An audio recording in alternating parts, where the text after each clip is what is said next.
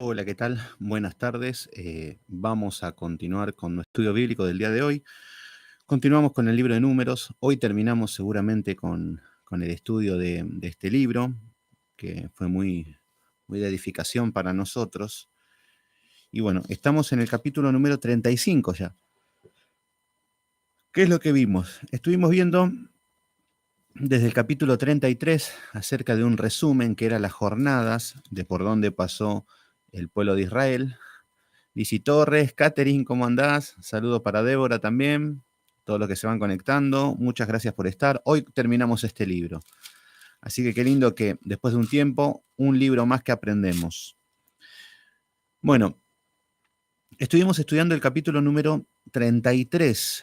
El capítulo número 33 nos hablaba de un resumen de las jornadas desde donde salieron desde Egipto hasta el Jordán. Es como hacer una memoria de por todo lo que pasamos antes de llegar al Jordán. Tony Aguilar, ¿qué tal, hermano? ¿Cómo andás? Bendiciones. Gracias por estar ahí. Bueno, entonces, el capítulo 33 fue un resumen. Después vimos en el capítulo 34 lo que son los límites, que es un asunto geográfico, pero como muchos lugares por ahí eran donde acamparon y nos nombran lugares donde acamparon, donde ya no existen. No, no es que no existen, sino que solamente fue de pasada. Y luego lo que son los límites de la tierra prometida nos muestra que eran los lugares donde Dios le dejó establecido. Ani Sánchez Quintana también, saludos, gracias por estar ahí. Entonces, el capítulo 34 nos hablaba de los límites geográficos, es como decirle, bueno, la tierra prometida es esto, y empieza a nombrar una serie de nombres, pero al no hacer un estudio geográfico profundo va a ser más para confusión, entonces vimos lo más importante. Entonces habíamos visto también de lo que más nos gustó ayer, que estuvo bueno, fue cuando les daba quiénes eran los que iban a repartir la tierra. Y bueno, los que iban a repartir la tierra eran el sacerdote Eleazar, junto con Josué a la cabeza, como personas renombradas, y luego uno de cada príncipe. Los príncipes ya eran 9 y medio. ¿Por qué? Porque habían 2 tribus y medias que se quedaron del otro lado del Jordán. Entonces habían nombres de los hijos de los príncipes y de los padres de los príncipes. Y bueno, esto también nos había dado nombres acerca de cuál era cada uno y nos hablaba de que Dios es fuerte, es impetuoso, Dios nos da libertad, Dios es el que me protege. Bueno, conjugaba unas oraciones poéticas hermosas que nos hablaba acerca de cómo nos habla a través de todo el Señor. Bueno, y eso es lo último que vimos. Hoy vamos a ver el capítulo 35 y el capítulo 36. Hoy terminamos con el libro de Números. No creo que nos quedemos acá, a no ser que el Señor nos detenga en algo y estemos profundizando más. Pero yo creo que hoy terminamos y creo que el día lunes vamos a empezar con uno de los evangelios, que seguramente va a ser Mateo, todavía no lo decidimos, pero Mateo o Lucas o Marcos. Vemos por dónde, cómo se puede conjugar bien el enfoque con el que vamos a ver en base a lo que estudiamos. Esa es la idea, tener una línea de estudio. Bueno, y ahora en el capítulo 35 lo que vamos a ver, ¿cómo andas, Débora? Débora Ramírez, gracias por estar. Entonces, en el capítulo 35, ahora vamos a ver que acá nos va a hablar acerca de la herencia de los levitas. Decíamos, pero ¿cómo? Si los levitas no tenían herencia, ¿cómo puede ser si los levitas, bueno, pero en algún lado Dios lo tenía que colocar, los tenía que ubicar? No era de que no tenían territorio, estaban en la tierra prometida, pero no iban a tener su parte como herencia como las demás tribus, que le decía, toda esta región es de la tribu de Zabulón, toda esta región es de la tribu de Rubén, como ya estaban tomando posesión. No es así. Les van a dar pequeñas porciones en puntos estratégicos, que ya está todo preparado por Dios, ya estaba profetizado. Bueno, entonces, en el capítulo número 35 nos va a hablar acerca de las herencias de los levitas. Capítulo 35, versículo 1. Habló Jehová a Moisés en los campos de Moab, junto al Jordán, frente a Jericó, diciendo, manda a los hijos de Israel que den a los levitas. Fíjense, que den a los levitas. ¿Qué es lo que nos está diciendo? Acá ya lo que corresponde es que van a tener que dar una parte, pero muy pequeña, no es como una tierra, no es como una región de una tribu.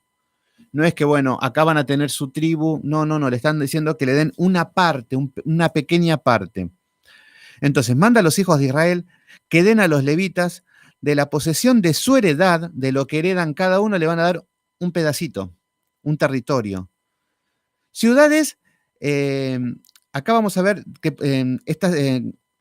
esta posesión de la heredad que cada uno tiene, ya recuerden que Dios les había dado por suerte, que en simples palabras habla de que Dios había mandado a cómo iban a estar ubicados y que iban a repartir según el número, grandes familias, mucha tierra, pocas familias, poca tierra, era algo bastante equitativo. Entonces ahora estoy como bostezando. Entonces lo que está diciendo ahora es que dentro de esas heredades que le den a los levitas, van a ser ciudades que habiten también daréis a los levitas los ejidos, fíjense, ejidos de esas ciudades alrededor de ellas. Nos están diciendo que le van a dar ciudades que son pequeñas. Ya no es lo mismo que la tierra para una tribu. Una tribu ya es una nación, como una provincia, podríamos decir. Pero dentro de esa provincia, que no sería la palabra justa, pero para que entiendan, le iban a dar una porción que ahí va a haber como una ciudad, una pequeña ciudad, como una parte, que ahí van a estar los levitas. Y acá nos está diciendo que también le daréis a los levitas ejidos. ¿Qué son ejidos? Ejidos eran campos para pastorear. Campos para pastorear. Recuerden que los levitas recibían el diezmo. Los levitas, cuando recibían los diezmos, también tenían para cuidar a los animales, todo. Entonces acá Dios le provee acerca de los ejidos, los campos para que puedan cuidar a los animales. Entonces acá nos está diciendo ejidos, que nos habla para el pastoreo, y en el versículo número que van a estar alrededor de ellas, los ejidos van a estar alrededor de la ciudad. Este es el objetivo. Y ahí vamos a ver, ahora nos va a dar algunas medidas.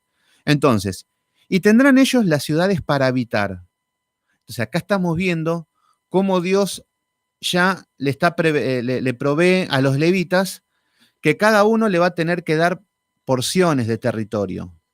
Entonces, lo que vamos a ver ahora es cómo se van a instalar los levitas en estas regiones. Entonces, pero fíjense que es todo un punto estratégico. Hola Laurita, ¿cómo andás? Cintia, ¿cómo andás? ¿Todo bien? Qué bien que se están conectando. Entonces, bueno, lo que vemos es que estas ciudades que se empiezan a instalar, los levitas, tienen ejidos, que son campos para pastorear, y vamos a ver cómo se empiezan a distribuir, porque esto está puesto estratégicamente. ¿Para qué? Para que en cada ciudad puedan acceder a los levitas. ¿Se entiende? Este era el objetivo de ellos, que esté desparramado, esparcido por todo Israel. Entonces, cuando esté esparcido por todo Israel, vamos a ver que van a encontrar, es como decir, tengo una iglesia cercana, tengo un pastor cerca, tengo un líder cerca. ¿Se entiende? Entonces Dios se encargó de eso. Por eso ya decimos que, si bien era una maldición que habíamos visto en Génesis 49, que Jacob dijo, Simeón y Leví que andarán errantes. Errantes está mostrando ahora que van a andar errantes por todo Israel. ¿Se entiende? Pero no es errante en el caso de los levitas, porque van a andar errantes que no van a tener un lugar propio, significa, porque van a estar esparcidos por todo Israel para servir. Era la manera como Dios utilizaba a los levitas para que sirvan al pueblo de Israel. ¿Se entiende? Entonces, ¿para qué? Para que enseñen, para que acudan a ellos, para que pidan consejos, para que enseñen la ley, para todo lo que tiene que ver con la ley ceremonial. Entonces, en el versículo número 3 dice, y tendrán ellos las ciudades para habitar, y los ejidos de ellas serán para sus animales. ¿Vieron? Van a tener sus animales, que proveen de los diezmos, que ellos sí podían cobrar diezmos, pero eran en animales, en ganado, en cereales, no eran dinero. Los delirantes de hoy no además están pidiendo dinero. Entonces, para sus ganados, para sus bestias, versículo 4, y los ejidos de las ciudades que daréis a los levitas, dice, serán de 1000 codos. Fíjense, acá viene una medida que aparece a lo largo de las escrituras y siempre confunde.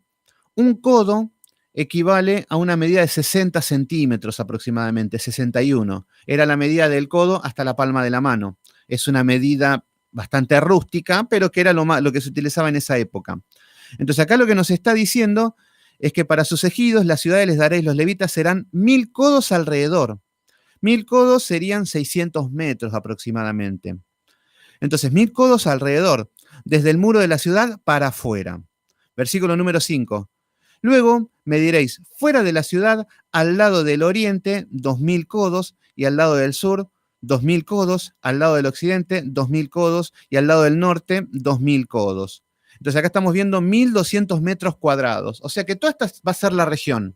Y dentro de ella va a estar esta ciudad dentro, donde van a habitar los levitas.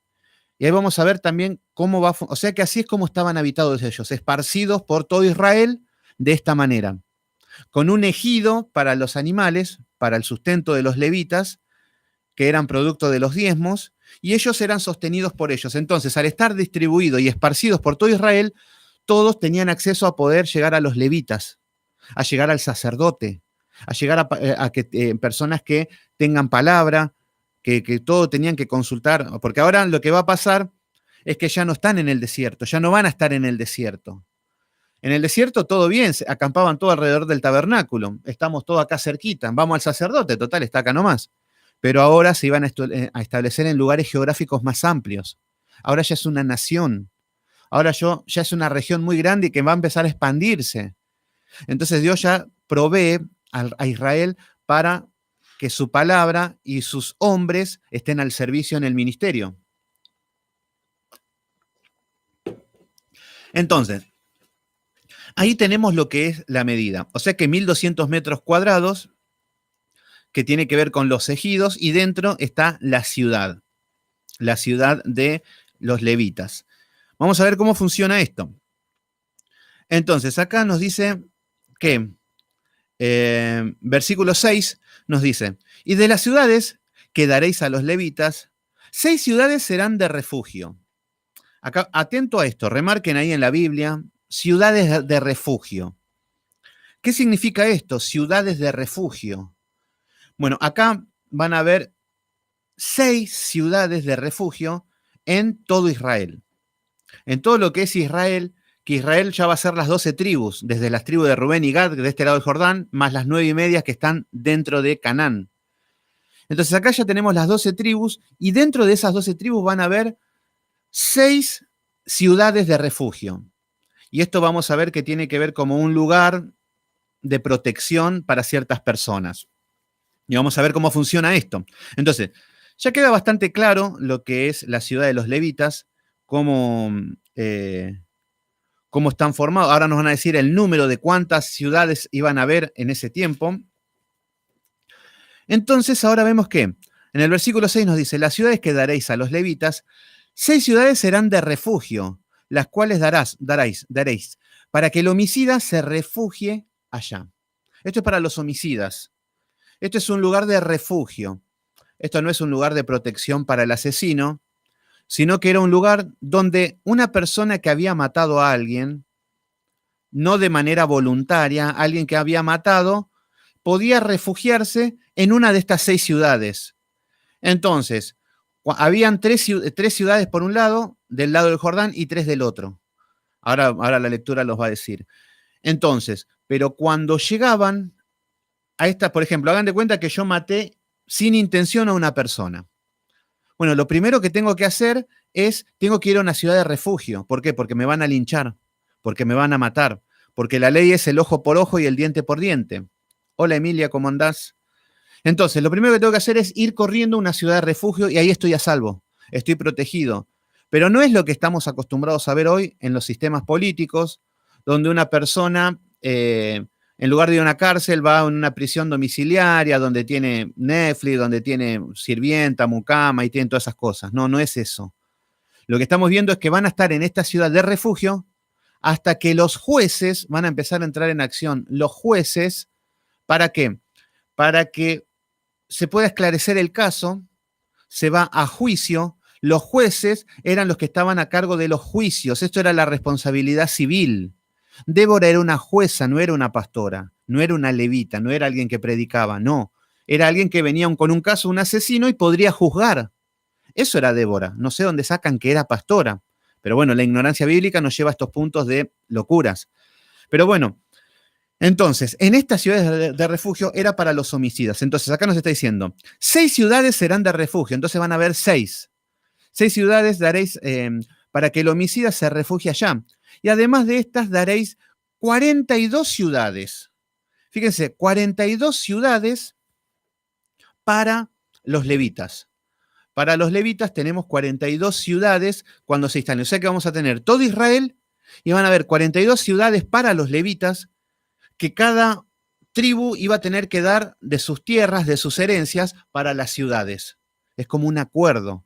Entonces, ¿cómo iban a estar los levitas en la tierra prometida? Distribuidos por todas partes, en todas las tribus, en todas partes, con ciudades de refugio. No, ciudades de refugio son 6, pero acá nos está diciendo que hay 42 ciudades donde van a estar los levitas, más estas 6, o sea que en total son 48 ciudades. ¿Se entiende? Entonces, así como nosotros vamos a una iglesia local, ellos tenían que acceder y tener comunión con los levitas, tenían que ir a la ciudad más cercana que tenían. ¿Se entiende? Entonces, esto es lo que nos está enseñando. Entonces, en el versículo número 7 nos dice, todas las ciudades daréis a los levitas, serán 48. Ese es el conjunto de todo. 48 ciudades en todo Israel, de este lado del Jordán y del otro. ¿Se entiende? Las ciudades de refugio, que ahora es lo que va a enseñar cómo va a funcionar esto de las ciudades de refugio, es que hay 6. Solamente hay 6 ciudades de refugio. O sea que ya estaban más esparcidas las 6 ciudades. Entonces cada uno tenía que saber si había un caso de refugio y había alguien que te quería matar. Antes de que te maten tenías que ir a una ciudad de refugio, que ahora es lo que vamos a ver. Entonces acá nos está diciendo que hay 48 ciudades en total, junto con las ciudades de refugio. Versículo número 8. En cuanto a la ciudad que diste a la heredad de los hijos de Israel, del que tiene mucho, daréis mucho. ¿Qué significa esto? Que el que tiene mucho, daréis mucho. Esto tiene que ver con una cuestión de que se le pide más al que tiene más. Es un principio de Dios. Por ejemplo, en el sistema político moderno, el que tiene mucho es el que menos da. Los ricos son los que menos dan. Son los que no pagan impuestos, son los que no ayudan a nadie, son los que ganan más, son los que nunca se les toca el sueldo, nunca pierden un centavo. Y al que tiene menos es al que más le sacan. Al jubilado es al que más le descuentan, al trabajador, al que tiene poco es al que más le descuenta. Bueno, eso es lo que es la política moderna. Eso fue el hombre a lo largo de la historia, no ahora solamente. Pero acá estamos viendo que en los principios de Dios, al que mucho le da, mucho le demanda. ¿Se entiende? Entonces, ¿qué significa esto? Dios no opera como el hombre. Entonces, al que mucho le da, mucho le reclama. ¿Qué es lo que habíamos dicho? A Moisés le había dado mucho Dios. A Moisés le había dado todo, le había dado la ley, le habló cara a cara, tuvo un trato único, íntimo, a través de él se abría el mar rojo. Bueno, vimos que tuvo mucho Moisés, pero mucho se le demanda. Entonces vemos que no tuvo casi muy poco los pecados que tuvo y con los muy pocos que tuvo no llegó a ver la tierra prometida. ¿Pero por qué? Porque Dios le dio mucho y le exigió mucho. A David, ¿por qué tuvo una maldición tan grande solamente por un adulterio y un asesinato después de todo? Pero lo que decimos es que David se les dio mucho. Dios le dijo, si me hubieses pedido más te hubiese dado. Pero bueno, se les demanda en cuanto a lo que tienen. Y en esto también es lo mismo, es el mismo principio. Por eso, cuando estamos viendo de que Dios no es socialista, algunos quieren vender ahora que está de vuelta, es increíble que de vuelta vuelva al socialismo, que vuelva a la izquierda. Entonces, lo que vemos es que Dios no es socialista. ¿Cuál es el plan socialista, comunista? Bueno, el que tiene mucho, le sacamos todo y le damos al que no tiene nada. Es como una especie de Robin Hood. El tema es que los políticos siguen teniendo mucho y nadie les toca nada, pero esto es para el pueblo nada más. Pero Dios no funciona de esta manera, no opera de esta manera. ¿Por qué? Porque Dios reprende de una manera categórica al perezoso. Al perezoso Dios está hablando de que el perezoso anhela, nada alcanza, el perezoso siempre se justifica por su negligencia, es necio, es lelo, es tonto, es vago, es malo, es perverso. Por eso está hablando de que un siervo inútil lo llama. Entonces, al perezoso no está dentro de la cobertura de Dios, dentro de lo que es el plan de Dios. Entonces, lo que estamos viendo es que Dios te va a demandar. ¿Qué nos va a demandar a nosotros? Bueno, el Señor me va a demandar a mí conforme a lo que me dio. Si me dio palabra, si me dio enseñanza, me va a demandar conforme a eso. No solamente, estoy dando un ejemplo, me dio miles de cosas, me dio salud, cada uno tenemos que ver todo lo que las cosas que Dios nos da. Entonces, cuando mucho nos da, mucho se nos va a exigir también. Entonces, por ejemplo, en el área de ministerios, si Dios me dio mucha palabra, el tema sería, ¿qué es lo que hago con la palabra? ¿Enseño? ¿La comparto? ¿Soy útil al cuerpo de Cristo? ¿Estoy al servicio del cuerpo de Cristo? ¿Estoy a disposición de mis hermanos para enseñar la palabra? Yo estoy hablando en este caso nomás, por ejemplo. Bueno, si Dios me dio mucho o poco, me va a demandar conforme a eso de que lo que me dio.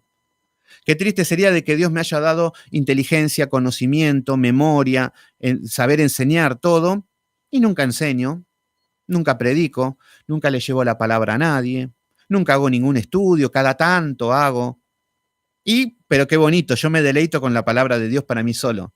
Bueno, a eso es lo que vamos. Entonces, estos son los principios de Dios. Mucho tenés, mucho se te demanda. Poco tenés, poco se te demanda. Entonces, estos son los principios que nos está diciendo en el versículo 8. En cuanto a las ciudades que dieres de heredad a los hijos de Israel, el que tiene mucho, acá tenemos, tomaréis mucho. Y el que tiene poco, tomaréis poco. Cada uno dará de sus ciudades a los levitas según la posesión que heredará. Entonces, esto nos va a hablar mucho y en esto nos va a apuntar mucho a esto, acerca de los dones. Esto que, a ver, cuando estamos hablando de herencia, esto significa lo que, a ver, cuando heredamos algo, no tiene nada que ver con nuestra voluntad, con nuestro sacrificio, obviamente que, a ver, por ejemplo, si viene una herencia de parte de mis padres, vino algo que lo heredé y es mío, es decir, esta casa, mi papá me dejó esta casa que es para mí. Bueno, es una herencia, nada más. Pero, no nada más, pero sino que, ¿qué significa esto? Que los dones, todo lo que Dios nos da es herencia. Si Dios te da palabra, te da, no sé, dones, por eso lo vamos a relacionar mucho con los dones, con lo que Dios te da. Acá está hablando de lo que Dios le da al pueblo, las herencias. Entonces, nosotros, como herencia, más allá de que tenemos una vida en un reino celestial, la herencia que tenemos es lo que Dios reparte como dones espirituales. ¿Qué significa estos dones? Estos dones nos habla acerca de las capacidades que Dios les da a su pueblo. Y acá vamos a ver, en un momento va a aparecer, ahora en el capítulo 36, van a aparecer estas 5 mujeres que eran hermanas, que le reclaman a Moisés las tierras porque su padre no tenían heredad, y Dios les da heredad. Y ahora van a tocar estos temas, pero vamos a apuntarlo a esto, las heredades que tenemos. Entonces, los dones espirituales, Dios nos da a cada uno diferentes tipos de dones, que son como herencia. Entonces, si yo tengo palabra, mal o bien, esto no depende de que sea una persona. Yo siento que Dios me da algo que me gusta hacer, que amo hacer, que encontré mi identidad al hacer esto. Yo soy profesor de geografía, de ciencias, pero nunca me sentí cómodo, nunca amé eso. Es más, cuando trabajo es como un trabajo, nada más. Pero cuando empecé a tomar las cosas de Dios, empecé a sentir otra cosa, otra pasión, otra manera. Entonces, ¿qué es lo que pasa? Cuando uno lo empieza a detectar cuál es el don, en mi caso fue este. Hay otro que por ahí tienen el don de evangelizar. Hay gente que se sube al colectivo y habla con cualquiera y los evangeliza. Yo no tengo eso. Hay gente que canta bonito y podemos llevar a alabar y nos hace alabar al pueblo en unidad, hace alabar que podamos llegar a Dios en alabanza. Hay gente que ora ora mucho, que cuando estamos, oraciones correctas, precisas, que viven en santidad, que Dios escucha y puede obrar a través de esa oración. Entonces, esas son las herencias que tienen los hijos de Dios. Lo que Dios te va a preguntar es, yo te di talentos, ¿qué es lo que hiciste con este talento? Ni me enteré que tengo un talento, Dios. La verdad que ni sabía lo que me habías dado, porque no lo buscaste. Perezoso, negligente. Entonces, lo que es la herencia, Dios nos va a demandar mucho o poco según lo que nos dio. Entonces, muchas veces tenemos, por ejemplo, pastores que son exitosos, no digo que sean malos, o algunos, la mayoría de lo que vemos son muy, lo que vemos ahí en internet y todas estas cosas, sí, vemos que hay muchas herejías, pero hay pastores que son usados en grande, hay pastores que son ministerios serios, donde enseñan sana doctrina, donde se convierte mucha gente, donde prosperan, donde hay prosperidad, donde tienen iglesias y todo, y Dios le dio ministerios grandes, pero Dios le va a demandar mucho a ellos. ¿Se entiende? Les puedo nombrar pastores conocidos, Paul Washer, bueno, todos los pastores conocidos de sana doctrina que tienen grandes ministerios, son influyentes y Dios les demanda mucho más a ellos, porque les dio mucho, les dio riquezas, les dio reconocimiento, les dio honores, les da un montón de cosas. Pero esto no significa del que a que se le da mucho, si a mí me da poco, yo tengo que estar celoso. O si a mí me da mucho y al otro le da poco, yo me tengo que ensoberbecer. No es para eso. Porque Dios le da conforme a cada uno como a Él se le place. Por eso no debemos envidiar los dones, no podemos envidiar las herencias. ¿Se entiende? Yo no puedo envidiar a un hombre, a un pastor, que enseña de otra manera o que tiene diferentes cosas. No, porque yo tengo que estar conforme con lo que Dios me dio a mí. Yo tengo que estar conforme con lo que Dios me da y desarrollar bien lo que yo tengo que hacer, no lo que no me mandó a hacer. ¿Se entiende? Pero hoy lo que estamos viendo en los sistemas religiosos es la envidia, los celos ministeriales. Todos quieren cantar ahora. Nadie sabe cantar y todos quieren cantar. Claro, como ven un púlpito, ven que están expuestos, ven que hay una especie de honores y anhelan estos ministerios visibles. Todos quieren predicar. Nadie quiere estudiar. Nadie quiere caminar en santidad, pero sí que se quieren parar adelante y enseñarle al mundo cómo vivir.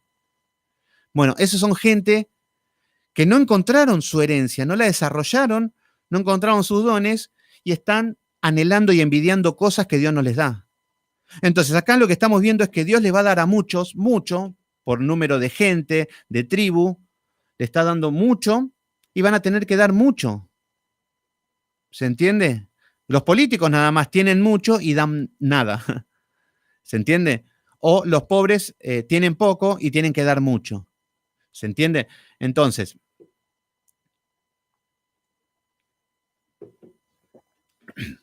¿qué estamos viendo? Estamos viendo la equidad de parte de Dios y esto lo tenemos que aplicar a nosotros. Entonces, bueno, hasta aquí tenemos lo que son las ciudades de refugio. Estas ciudades esta ciudad Manuel Sánchez Fernández, sí, ahí ya está, en España ya es sábado ahí, ya, acá son las 20 horas, sí, allá es la madrugada del sábado, así que aguante, Manuel, que estás ahí presente, así que bueno, se agradece tu esfuerzo, gracias por estar ahí.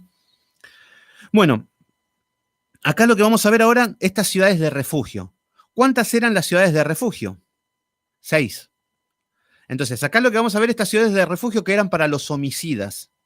Cuando iban los homicidas. Todo esto era parte de la ley. Todo esto era ley. Entonces, y ahora está hablando, ¿por qué empieza a dar todas estas leyes el Señor ahora en números? ¿Por qué está dando ciertas cosas que no le había dado? Estuvimos viendo ciertos puntos de la ley donde no estaban en Éxodo, en Levítico, al principio de números. ¿Por qué ahora? Porque ahora van a instalarse en la tierra prometida. Entonces, una cosa fue en el desierto, cómo tenían que caminar, cómo tenían que acampar, cómo tenían que ofrendar. Pero ahora se iban a instalar en la tierra prometida.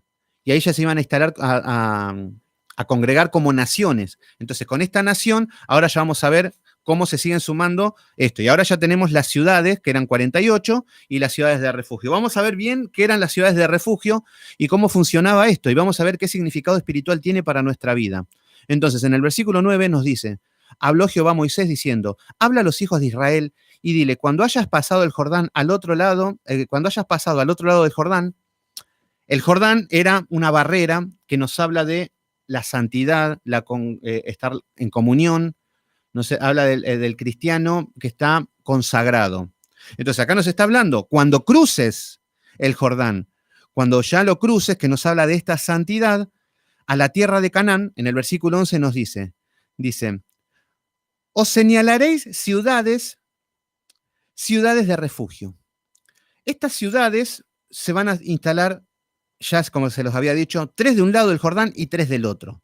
Y vamos a ver el caso de los asesinos, de los homicidas, cuál era la situación para entrar a estos lugares. Entonces, y acá nos viene a decir, entonces, de las ciudades de refugio tendréis, donde haya el homicida, fíjese, acá aparece el hombre en cuestión, el homicida, dice, el homicida que hiriere a alguno de muerte sin intención, este es el objetivo, el homicida que mata a alguien sin intención, ¿qué significa? No sé, hagan de cuenta que estaban trabajando, pasó algo y mata a una persona sin intención, es homicida, sí, porque mató a una persona. Pero la ley dice que es un ojo por ojo y un diente por diente, a través de jueces, ¿eh? Esto no es la ley, del lejano oeste, me mataste y te mato. No, no, todo delante de jueces. Acá ya tiene que ver con la ley civil. Tenían que ir a juicio. Pero ¿cuál era la situación? ¿Qué pasa de que si yo mato a una persona, van a haber personas que se van a querer vengar? El que está muerto ya está, no puede hacer nada. Entonces acá nos está diciendo que si este homicida hiere de muerte sin intención, dice, y os serán aquellas ciudades para refugio, esas ciudades serán para refugio para esta persona, dice, para refugiarse del vengador. ¿Quién es el vengador? El vengador es el pariente cercano, el vengador es la persona que quiere tomar venganza, o el ser querido, o el amigo que quiere tomar venganza por la muerte de esta persona. Entonces, lo que está diciendo es que esta persona, el vengador, que lo que quiere es el ojo por ojo, que lo quiere matar, el homicida va a empezar a huir y se va a instalar en la ciudad de refugio. Y ahí no lo podrá tocar nadie.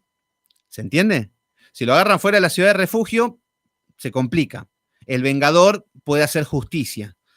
Entonces, esto es lo que era hasta que se empiece a esclarecer el caso. Entonces, si el homicida se quiere refugiar del vengador, dice, y no morirá el homicida hasta que entre en juicio delante de la congregación. ¿Vieron? Esto no es un refugio para asesinos, como están haciendo hoy en día, de que cualquier hombre puede entrar preso, matan y salen libres. No, no, esto no es un beneficio para el asesino. Esto es hasta que se aclare la situación de un hombre que por ahí mató a una persona por accidente, que puede pasar. Entonces, acá lo que está diciendo es que van a estar en juicio delante de la congregación. Tenían que juzgar, tenía que haber testigos, lo mismo que un juicio, que los que estamos acostumbrados a ver hoy en día, adaptado a ese tiempo. Entonces, estos juicios tenía que haber un juez. ¿Qué habían designado Moisés cuando salen de Egipto? Moisés estaba ya como loco. ¿Por qué? No hace falta que vayamos, pero Moisés, cuando salen de Egipto, todos salían a consultarle a Moisés. Y le preguntaban, mirá, mi hermano me robó una gallina, yo le robé esto, pero después vino este y me mató a mi primo, pero fue... Bueno, todos estos problemas le venían a Moisés. Y luego aparece de una manera fugaz su suegro Jetro, que también era un hombre de Dios, y lo que hace este hombre, le empieza a dar consejos a Moisés y le había dicho, no, Moisés, te vas a volver loco, si vos vas a querer juzgar a todas las personas, que eran 2 millones de personas aproximadamente. Entonces, lo que les dijo es, ¿por qué no estableces jueces? Jueces. Y es ahí donde se establecen jueces, en Éxodo. Entonces, los jueces eran personas líderes de las tribus que tenían la facultad de juzgar. Eran personas maduras, personas temerosas de Dios, eran personas que estaban al servicio de Dios y que eran capaces de discernir qué es lo que estaba pasando y tomar una decisión, con testigos y con la congregación presente. Así se ejecutaban los juicios. Entonces es ahí donde aparecen los jueces. Entonces, un juez, ¿qué es lo que hacía? Por eso vamos a ver que los jueces hablan mucho de las sillas de los jueces que se sentaban en las ciudades a juzgar. Por eso vemos también cuando Jesús viene al templo, y empieza, con azotes de cuerda, empieza a decirle nada bonito, les dijo a todos los que estaban vendiendo animales, las mesas de cambio, las palomas, tiró todo, todo excepto ¿qué? Las sillas. Las sillas no las tocó Jesús. ¿Por qué no tocó esas sillas Jesús cuando estuvo en el templo y tiró todo, rompió, no que rompió todo, pero tiró todo como una especie de enojo? A ver, las monedas las tiró al suelo nada más. No es que agarró las monedas y las llevó o las tiró a la gente y las perdieron. No, no, la gente no perdió nada de eso. No se metió con la propiedad privada. Tiró las monedas que se juntan y punto. Las palomas no las soltó. Las tiró solamente, las apartó de donde estaban. Entonces vemos que lo que había hecho no era ningún acto de rebeldía. Era una cuestión de orden. Pero las sillas no las tocó. No las tiró. ¿Por qué no las tiró Jesús? Porque eran las sillas donde se sentaban los jueces, como respetando los jueces de Israel, como respetando estos hombres que iban a tomar esta autoridad, que era de parte de Dios, que él no iba a tentar esto, porque Dios envió a Moisés que ponga jueces y que con el tiempo se sentaban en sillas a juzgar. Entonces, si Jesús hubiese tirado esas sillas, hubiese sido que estaba en rebelión contra lo que Dios había hecho, de poner jueces a juzgar al pueblo, pero no.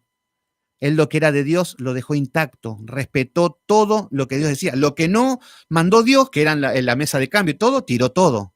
¿Se entiende? Entonces ahora nos encontramos con que ya empieza a tener forma todo esto. Todavía están en el Jordán, pero ya van a tomar las tierras y se van a instalar de esta manera.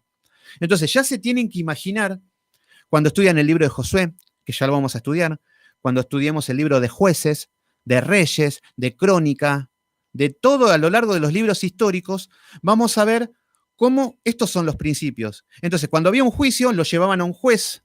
El juez tenía que tomar decisiones. Por ejemplo, un juez era Sansón. Sansón era un juez. ¿Desde qué tribu era? De la tribu de Dan. Entonces, si había un problema con si había un problema de la tribu de Dan, de personas, que había un caso de homicidio o algo, bueno, tenía que ir a una ciudad de refugio, si estaban a punto de matarlo, y tenía que actuar el juez. Entonces el juez se ponía con la congregación, los testigos, el acusado, las víctimas, lo mismo. Y hablaban todo, pero esto no es no debería ser como es hoy en día, con abogados chantas, con mentirosos. Esto no es para mentirosos. Los abogados te pueden mentir cualquier cosa para manipular la ley. Por ahí decimos, bueno, es ético, pero no moral. Entonces, pueden manipular todo para que una persona quede libre o que sea culpable. Ahí vemos la injusticia. Vemos presos que son inocentes, vemos libres que son culpables. Entonces, lo que vemos es que no tenían esa visión. ¿Por qué? Porque Dios estaba en el medio. Entonces, con el temor de Dios, con la palabra de Dios, tenían que ejecutar los juicios. Entonces, venía un homicida, decía, ha matado a las personas. ¿En qué se basaban? En la ley de Dios. No se basaban en una ley humana, no se basaban en unos mecanismos, en un tecnicismo humano para que quede libre. No, no, no, con el temor de Dios. Y ahí vemos que con estos principios mismos, Estados Unidos se formó con estos principios. Estados Unidos fue formado por pastores evangélicos reformados que se escaparon de Europa, que lo estaban persiguiendo, y que fueron con la Biblia debajo del brazo y levantaron esa nación con la Biblia, con los principios bíblicos. Entonces, por eso cuando iban a un juicio ponían la Biblia, y hasta el día de hoy, que dicen, ¿jura decir toda la verdad y nada más que la verdad? Sí, juro. Bueno, cuando decían eso era de que Dios estaba en el medio. Y este era el principio de cómo ejecutar estos juicios. ¿Se entiende? Entonces, hoy estamos viendo cómo todos los principios de Dios están siendo tirados a la basura por medio de juicios. Acá en Argentina ya está muy cerquita, ya está ahí, ya está casi todo comprado para que, igual, tarde o temprano, el aborto va a ser ya va a ser una ley. Si no es ahora, será más adelante, pero ya la presión satánica que hay en todas partes es como que quieren. Entonces, manipulan la ley, manipulan todo que... Exactamente, Caro, justo lo que estaba diciendo. Ahí estamos viendo cómo en Argentina, fíjense en Argentina, yo hablo de Argentina porque no, mucho las leyes de otros países no, pero en Argentina Fue uno de los primeros países de Latinoamérica en legalizar el matrimonio igualitario. Yo me acuerdo que cuando en Argentina, que fue hace mucho tiempo, no me acuerdo en qué año fue, si alguno tiene ahí internet y me puede decir en qué año fue cuando se legalizó en Argentina el matrimonio igualitario, que me acuerdo que en esos años quería venir a casarse Ricky Martin, quería venir a casarse todos los homosexuales, y bueno, y así comienza, manipulando la ley. Entonces ahí vemos cómo el hombre no quiere saber nada con la ley, cómo el hombre empieza a hacer juicio con su propia justicia, pero para alejarse de Dios. Y ahí empiezan a interrumpir el embarazo, dicen, el aborto, matar niños. Entonces las leyes empiezan a cambiar. Ahora está la ley de igualdad de género. ¿Cuál es la ley de género? La ley de género te dice que cada uno es lo que se autopercibe ser.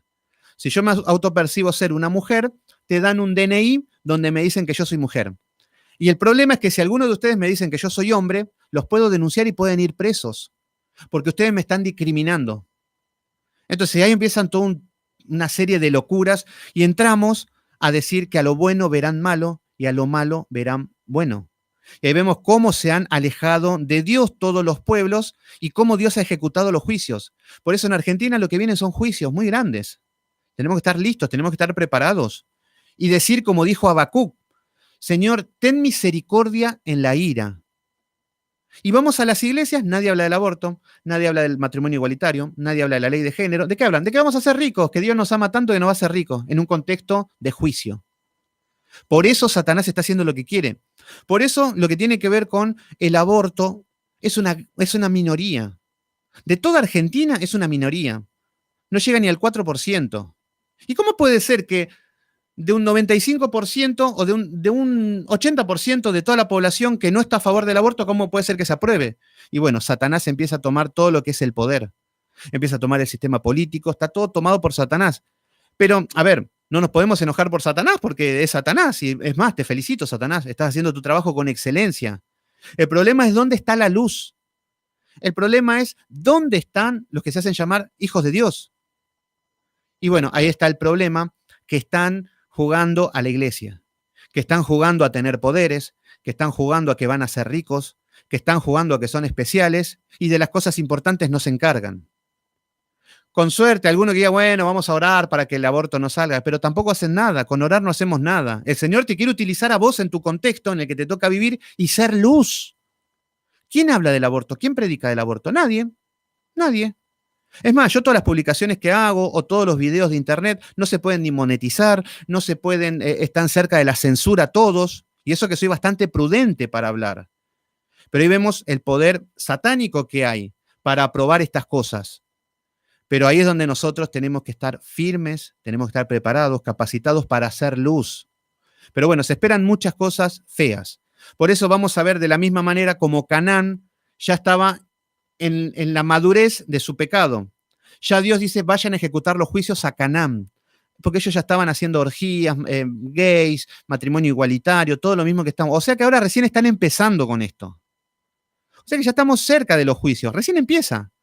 Recién ahora ya se está naturalizando, ya estas generaciones ya tienen todo naturalizado lo que es el sexo ilícito, lo que es la homosexualidad, ya todo lo que es un aborto ya va a ser lo más común del mundo. Van a festejar a las personas que son gay, van a festejar, lo van a poner como ejemplo los que abortan y van a poner como retrógrados a los que defiendan la palabra de Dios. Y hasta va a haber persecución, obviamente. Siempre pasó esto. Entonces, todas estas cosas, yo no sé qué tiene que ver con la ciudad de refugio, que ahora vamos a ver un poco del contexto espiritual. Pero bueno, acá lo que estamos viendo es cómo los jueces tenían que ejecutar esta justicia con temor de Dios. Nosotros somos los que tenemos que tener el temor de Dios hoy y ser luz en este contexto tan oscuro. Eso es lo que debemos hacer. Pero el problema es que miramos alrededor y decimos, yo a veces veo pobre gente, veo políticos, veo periodistas que son muy pocos, no, políticos no veo muchos, muy poquitos, que están a favor de la vida. Hay un sector, no estoy tan metido en la política, sinceramente no estoy al tanto. Antes sí, estaba 24 horas mirando todas esas cosas. Pero veo periodistas que están a favor de la vida y es como que se los desprecian, se los atacan, viven una opresión tan difícil y hasta están siendo utilizados por Dios. Yo veo gente a favor de la vida y que enseñan y sin hablar de Dios están hablando de Dios, de la vida, de la familia. Entonces, y ahora digo, ¿dónde está la iglesia? ¿Dónde están los pastores? Yo les digo, por ejemplo, los pastores más influyentes evangélicos que hay hoy en día, o católicos o lo que sea. ¿Quién está hablando de esto? ¿Quiénes son estos influencers que tienen 20.000 millones de seguidores, que dicen una palabra y son influencers y toda la gente los siguen y postean sus cosas? ¿Quién está hablando acerca de estos temas? Ninguno. Ninguno. Ni Dante Gebel, ni Maldonado, ni Yesenia Ten, ni todos estos malandrines que andan por ahí dando vueltas, ninguno tocan estos temas. Claro, porque los censuran, porque dejan de tener seguidores. Claro, porque les pueden decir que te quitan las cuentas y tienen miedo de eso. No se extrañen si en algún momento a mí me bloquean las cuentas, así que en algún momento nos encontraremos con otra cuenta o por ahí nos perderemos y no nos encontraremos más, no sé, no sabemos. Pero no tenemos que tener temor del hombre. ¿Por qué? Porque estos son medios privados, digamos, y son públicos, pero son empresas privadas acerca de los medios de comunicaciones, de Facebook y todas estas cosas. Son medios de comunicaciones privados y entramos al juego ese. Pero bueno, ellos ponen las reglas. Pero bueno, ahí está el problema, que la iglesia no es luz. Ahora que abrieron las iglesias, me gustaría que hagamos un tour por las iglesias y ver qué es lo que están haciendo. Y están de vuelta bailando, no aprenden nada con la pandemia, que tampoco fue una pandemia, con el encierro. Claro, están jugando a que tienen poderes, están jugando a que tienen visiones, a que Dios los quiere, que los ama. Hijos de Satanás son, jugando a ser una iglesia. Y esta es la realidad. Satanás enseñoreándose de todo. Y vemos el poder de la bestia, dominando el juzgado, los políticos, los pañuelos verdes, todas esas cosas. Ahí vemos el falso profeta trabajando en la iglesia, creyendo que están haciendo las cosas bien y están haciendo todo mal. ¿Se entiende cuál es el entorno en el que estamos viviendo? Bueno, continuamos un poco, porque si no, no vamos a terminar hoy el libro de Números. Bueno, entonces, acá estamos viendo que el vengador iba a estar frente a la congregación y frente a los jueces, versículo 13. Dice, de las ciudades, pues quedaréis, tendréis 6 ciudades de refugio. Lo vuelve a nombrar, 6 ciudades de refugio. Versículo 14. 3 ciudades... Tres ciudades daréis a un lado del Jordán y 3 ciudades daréis de la tierra de Canaán. Acá lo que habíamos dicho. 3 ciudades del lado de Rubén y de Gad y de la media tribu de Manasés y 3 del otro lado, de Canaán. ¿Se entiende? Entonces, en el versículo 15 nos está diciendo, estas serán las ciudades de refugio. Estas 6 ciudades serán de refugio para los hijos de Israel y para el extranjero, el que more en ellos. ¿Qué significa esto? Ya como nación iban a haber extranjeros habitando. Es más, la mayoría iban a ser muchos extranjeros porque no mataron a todos. O sea que se iban a reproducir. Por ejemplo, las tribus de Rubén, todo iban a habitar con los moabitas siempre ahí. Entonces iban a haber extranjeros. O sea que iban a estar contaminadas estas tribus. Entonces, si habían extranjeros o las personas que moran allí, por ahí habían personas que estaban pasando por ahí nada más, pero bueno, se van a tener que sujetar a esa ley. Por ejemplo, si yo me voy a otro país y hago algo en contra de la justicia, me voy a tener que adaptar a la justicia de ese país, no a la de mi país. Bueno, entonces, acá nos está diciendo que tendrán esto ¿para qué? Para que huyan allá cualquiera que hiera de muerte a otro sin intención. Bueno, este es el objetivo. Si se aclara el tema de que mató a una persona sin intención, el juez lo puede dar inocente o si es culpable, y ahí vamos a ver cuál es la situación. Pero eso es para el que no tiene intención. Y ahora, al partir del versículo 16, va a hablar acerca de los que matan con intención.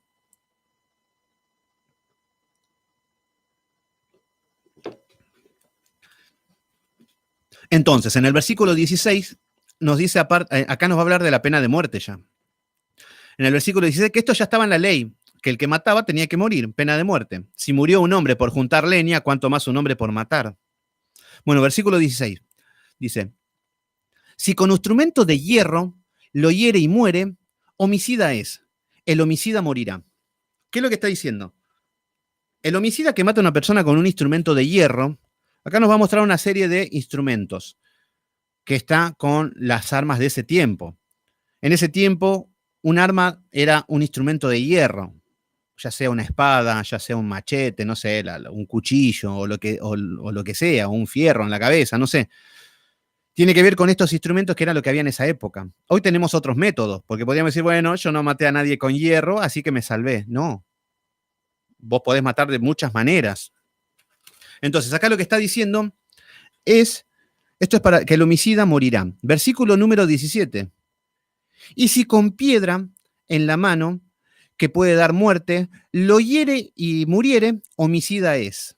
El homicida morirá. Ahora, está sumando si con piedra, si con un piedrazo, que eran los instrumentos de esa época, moría, es asesino y muere. O sea que si yo mato a una persona con una piedra, intencionalmente, no puedo ir corriendo a una ciudad de refugio. Porque, bueno, se tendría que aclarar. Acá, a ver, el tema es que acá se tenía que aclarar esto. Por ejemplo, los jueces, ¿qué es lo que tenían que hacer? Ellos tenían que ver si realmente había sido con intención que lo mató o no fue con intención. Entonces, todas estas cosas se están viendo. Si los jueces ven que lo había matado con hierro o con una piedra con intención, morirá. Esto era lo que tenía que tener en cuenta el juez. Los jueces, porque eran los jueces, no era un juez que tenía el Supremo, no, los jueces. Bueno, entonces, en el versículo número 18 nos dice, y si con instrumentos de palo en la mano, dice que pueda dar muerte, lo hiere y muriere, homicida es. Nuevamente lo mismo, si matamos con estos instrumentos, con piedra, con un palo o con hierro, si es intencional, muerte. Entonces acá si el juez decide ya de que, bueno, fue intencional este hombre que está acá de refugio, que hasta que se da culpable, acá nos está diciendo en el versículo qué es lo que va a pasar.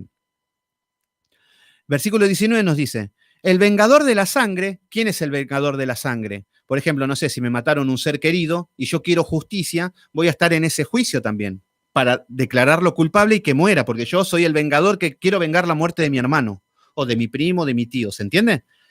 Entonces, lo que está diciendo es que el vengador de la sangre, él dará muerte al homicida. Dice, cuando encontrare, él lo matará. Entonces, cuando lo encuentre, nos está diciendo que él es el que lo va a matar. El que demanda, el vengador que demanda la sangre inocente. Versículo 20. Y si por odio, dice, lo empujó o lo echó sobre alguna cosa, por acechanza y muere.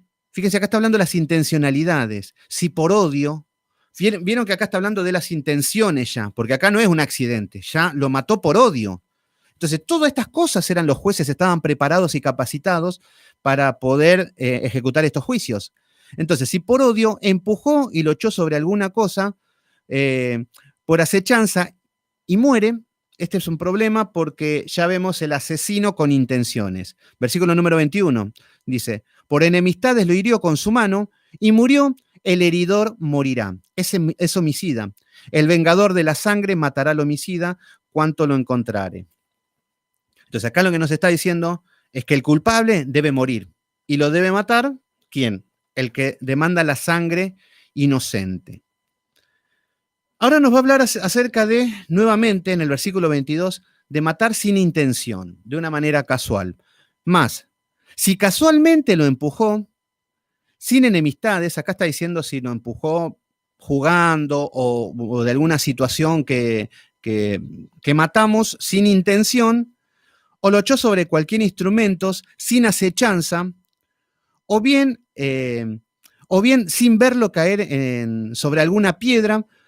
Acá lo que estamos viendo es que estos serían accidentes domésticos, accidentes de trabajo, accidentes donde puede pasar, donde, por ejemplo, yo vi en internet una chica que había visto un video que estaban en juicio porque arriba de un puente, estaban arriba de un puente y no sé cuántos metros abajo estaban y estaba el agua. Y si estaban ahí, se estaban por tirar, estaban ahí, bueno, era como... Y había una de las chicas que tenía miedo y que estaba ahí. Entonces, una de las amigas, para que no tenga miedo, la empujó. Fíjense qué genial idea. Entonces la chica cayó, se quebró costillas, se fracturó toda, sobrevivió y después le hizo juicio. Y lo lindo es que la amiga era una amiga la que le hizo el juicio. Pero bueno, ahí estamos viendo cómo obramos. Era amiga y bueno, no era la intención matarla, no. Y bueno, pero la intención también fue que hizo que... Ah, ¿lo viste, Lizzy? Bueno, entonces ahí estamos viendo que no es tan fácil la justicia. Entonces acá está mostrando todo esto, por esto Dios no los deja al azar. No deja al pueblo diciendo, uy, si pasa esto y esta situación, ¿qué hacemos? No sé qué hacer. No, Dios ya le dejó todo escrito cómo tenían que manejarse, solamente tenían que cumplir con la ley. Entonces, acá nos está diciendo, en el versículo 24, dice, entonces la congregación juzgará entre el que causó la muerte y el vengador de la sangre conforme a estas leyes, con lo que Dios dice, sin manipular, sin acepción de personas, porque es un problema. ¿Qué pasa si yo soy un juez y viene un primo mío que lo quiero mucho? No, sin acepción de personas. Pero después vemos el pueblo de Israel que sí hacía acepción de personas. ¿Por qué? Venía un rico, venía el pobre y le daba la razón al rico. Siempre caía el pobre y la naturaleza humana siempre caía. Por eso vamos a ver que los jueces eran corruptos.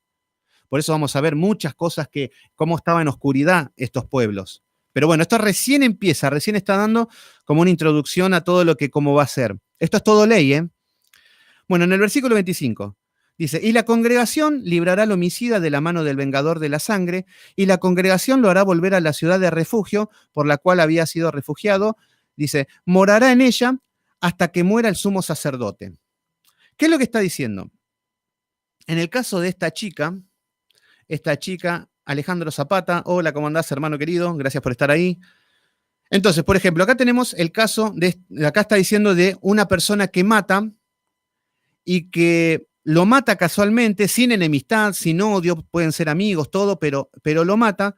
Acá lo que está diciendo que la congregación librar al homicida de la mano del vengador, este es el objetivo, del que mató, que no me mate el vengador, que no me mate la persona que quiere cobrar venganza, este es el objetivo. Entonces, acá lo que está diciendo es que si son inciertos, si está en una situación donde es muy complicada, como este el caso de la chica que dije que tiró del puente a otra y que, claro, casi la mata, quedó mal. Bueno, en ese caso, ¿qué hacemos? Bueno, cuando es incierto, cuando no era la intención de morir, pero trajo consecuencias graves, lo que nos está diciendo es que el homicida, el homicida morará en aquella ciudad hasta que muera el sumo sacerdote. Acá nos tiene que decir que, acá lo que nos dice es que tiene que vivir en la ciudad de refugio. ¿Cómo tiene que vivir? Y bueno, tiene que vivir ahí, en la ciudad de refugio. Ahí tendrá que adaptarse a las normas y todo lo que, cómo se manejen los levitas. Entonces, ¿qué es lo que pasa? Pero no podían salir de la ciudad de refugio. Si llegaba a salir de la ciudad de refugio y si lo mataban, no pasaba nada. Pero dentro de la ciudad de refugio era la única manera de estar a salvo, de estar con vida. ¿Qué es lo que estamos viendo hasta acá entonces? Acá lo que estamos viendo es cómo a una persona asesina, un homicida, sin intención, puede estar protegido y puede vivir. ¿Qué es lo que estamos viendo acá? Bueno, acá todos, yo sé que le estoy diciendo acá, bueno, qué linda la pena de muerte, matemos a todos, wow, que se mueran todos. Ojo, ¿por qué? Porque Romanos 3:23 nos dice, por cuanto todos pecaron, fueron destituidos de la gloria de Dios. ¿Qué es lo que significa? Nosotros ya nacemos siendo homicidas. No, pero yo no maté a nadie. No. Pero el homicida cuando hay deseos en el corazón. Porque Dios va a juzgar las intenciones del corazón. No si mataste a una persona, si comés niños crudos, si salís con un auto a pisar ancianas porque te gusta. No. Las intenciones que hay en tu corazón. Si estás deseando el mal a alguien, ya sos un homicida. Entonces, yo ya en esta semana, en algún momento, habré sido un homicida, seguro.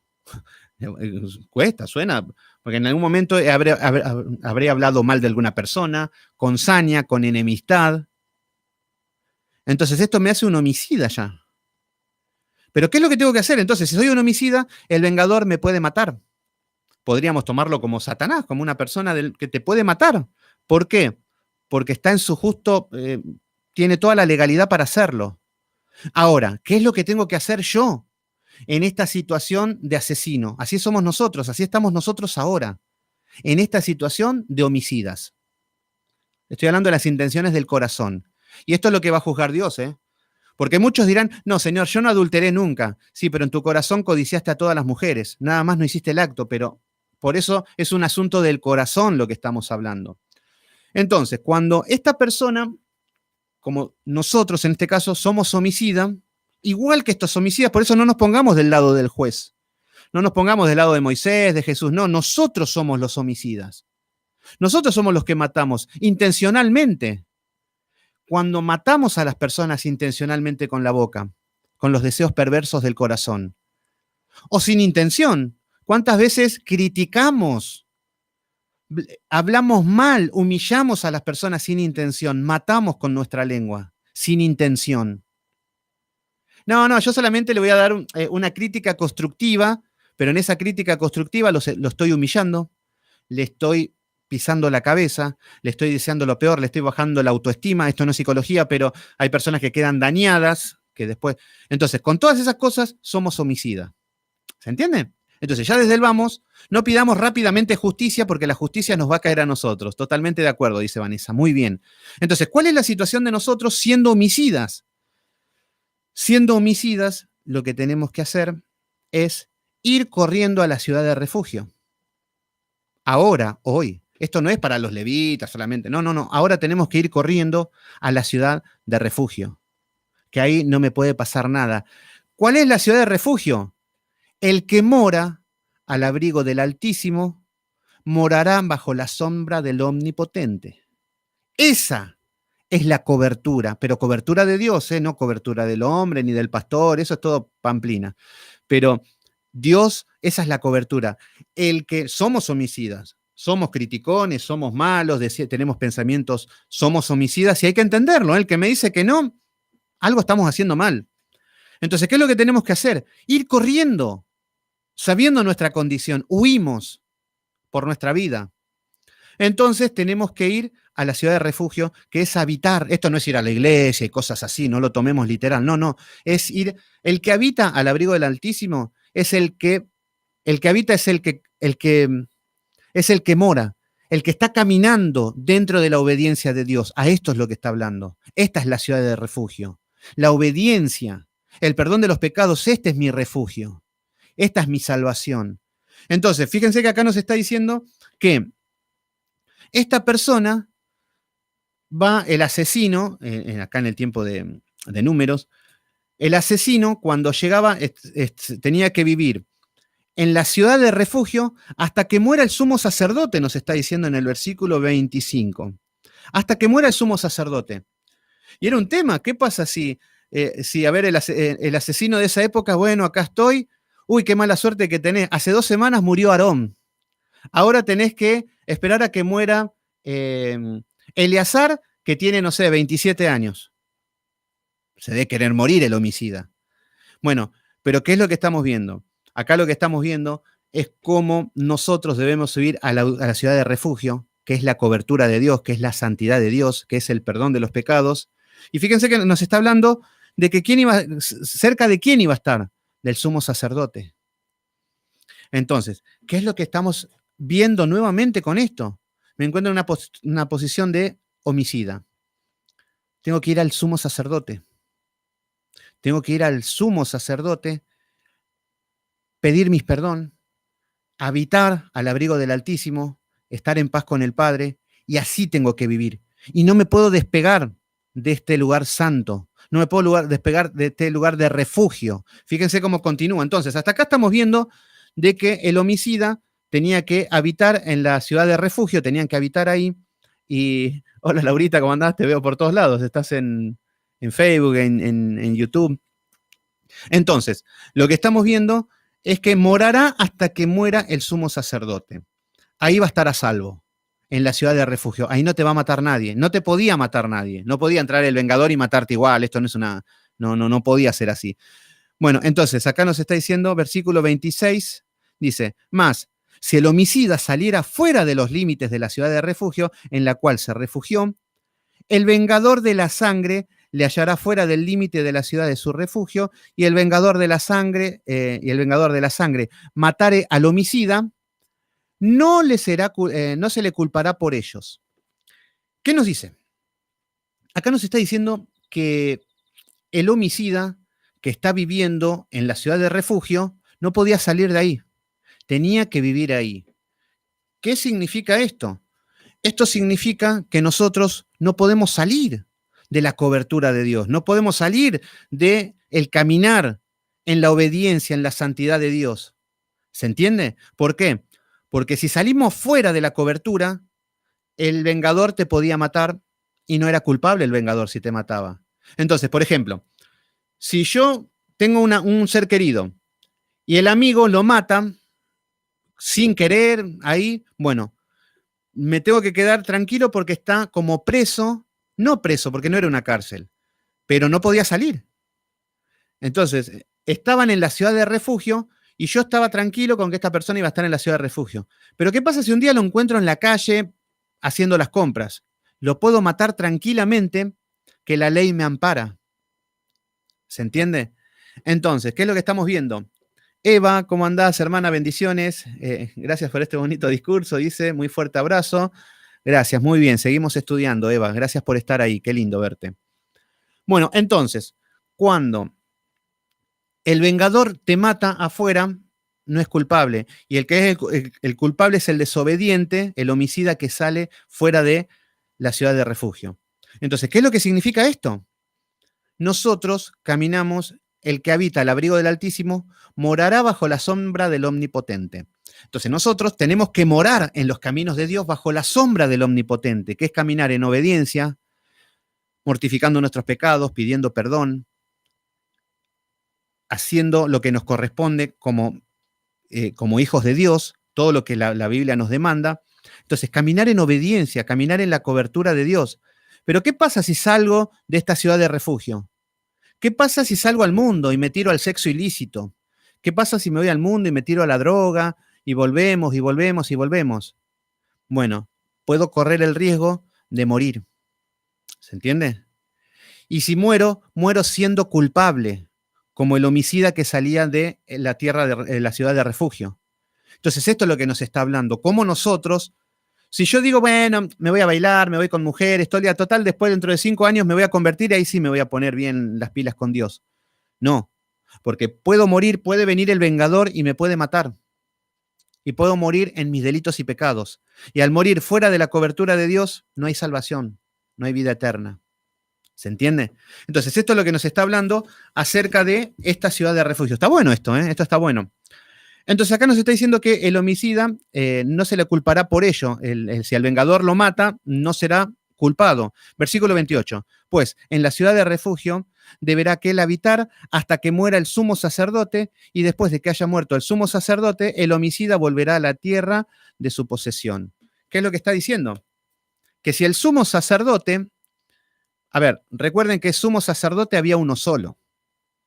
No habían 10. Bueno, decimos, bueno, hay 48 sumos sacerdotes. Como hay 48 ciudades, justo hay un sumo sacerdote de la tribu de Neftalí que tiene 103 años.